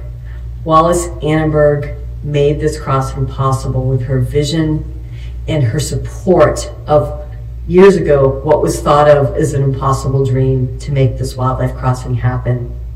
We would not have a crossing without her, and she has ensured a future for not just mountain lions, but all wildlife in the Santa Monica Mountains. So I thank you very much for the opportunity to recognize her and the wildlife crossing that she brought to not just your community, but the world. Thank you very much, Beth. And finally, Amy, who has a personal link. Thank you, Mayor Sylvester, and thank you for asking me just to say a few words. Wallace Annenberg, a philanthropist, humanitarian, huge art supporter, sports fanatic, animal lover, environmentalist, and one of my uncle's best friends. They met more than 50 years ago working in the entertainment world, quickly becoming close friends and remaining close until she passed away. Wallace Annenberg belonged to the very prominent Annenberg family and was bigger than life herself. My uncle would always talk about how people were very drawn to her and how she had a large circle of friends, but my uncle was part of her smaller group of friends that saw each other regularly, dinner, movies, and trips. Wallace loved a good party. One of my favorite memories was when she threw my uncle a party to celebrate his 75th birthday at the Annenberg Community Beach House in Santa Monica. It was the first event that they held at the newly opened beach house. It was a really fun party with a lot of people. It felt like she had invited everyone she knew to celebrate him. Wallace was the reason my uncle also got involved in the Devereaux Foundation, which was very near and dear and important to her. She was honored one year at a big gala, and my uncle the following year for the amazing work that they did. Wallace loved family gatherings and homemade food. My uncle used to tell her all about the food we had at Thanksgiving. He would literally describe the dishes down to the ingredients to her, and he would almost be teasing her about it. And she, at one point, had told her that she was going to come to our Thanksgiving if he didn't stop talking about how good the food was. One year, I caught him taking an extra plate of pie and cookies after I had already packed his. I asked him what he was doing, and he told me he was taking a plate for Wallace because he was seeing her the next day and wanted to give her some of the homemade dessert. My uncle adored her, loved her passion for community, people, and connection. I was with them last weekend, and sadly, we talked about her passing. I know that he will miss his dinners and cocktails with her, sharing memories of the old days and seeing all her goodness that she shared with others. She was Wallace Annenberg, but to me and my family, she was always Wally. Thank you so much, Amy. So with that, the next regular City Council meeting is scheduled for 6 p.m. on Wednesday, August the 27th, 2025, in the Council Chambers of the Civic Center, located at 30001 Ladyface Court, Agoura Hills, California. This meeting is now adjourned in memory of Wally. Aww. Oh, thank you, Denise.